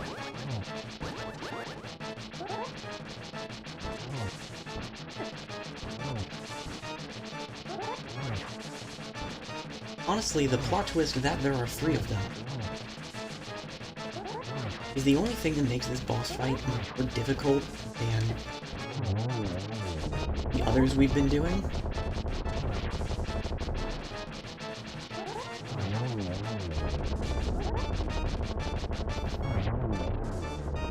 Because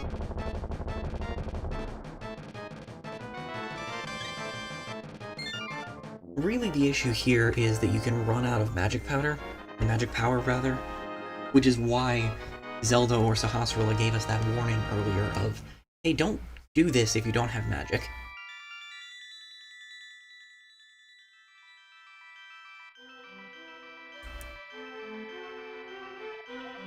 Monk, because of you I can escape from the clutches of the evil monster. Thank you. They say the Hylia people controlled the mysterious powers, as did the 7 wise men. The blood of the Hylia has become thin over time. We who carry the blood of the 7 wise men do not possess strong power anymore. Our powers will increase if we mix the courage of the knights with the wisdom of the wise men. Only a short time remains until the gate at the castle linking the worlds open completely. If you defeat Ganon, this world will vanish, and the Triforce will wait for a new holder. I believe in you. Good luck. I think we're good. May the way of the hero lead to the Triforce.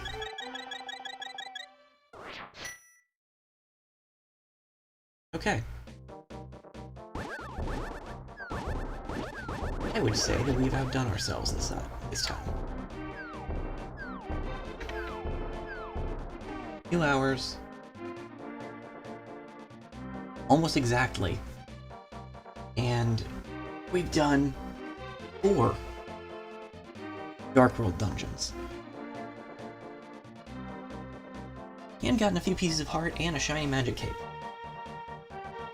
So, next Saturday, we might be able to finish the game.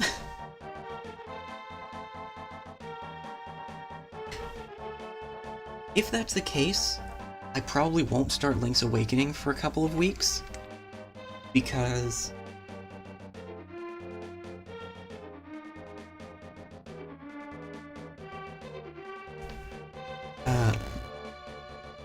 I'm getting vaccinated tomorrow, so my hope is that I'm going to be able to go home during spring break.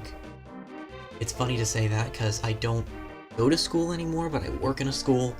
I still get spring break, which is cool. But I'm not planning on streaming while I'm home. So, yeah, there will be no streams the last, like, that half week at the end of March, beginning of April, if I do get to go home. So I'll probably just do something else to fill that space in that last week before that. But anyway, we can get to that when I get to that. For now, I'll be playing more of this, maybe finishing it on Saturday, and assuming that the week doesn't suck, or that I'm not dealing with side effects from the vaccine, I will stream something else. I've got a plan for it on Tuesday. So, with that said, thank you very much for watching, and I hope you have a good night. Bye, everyone.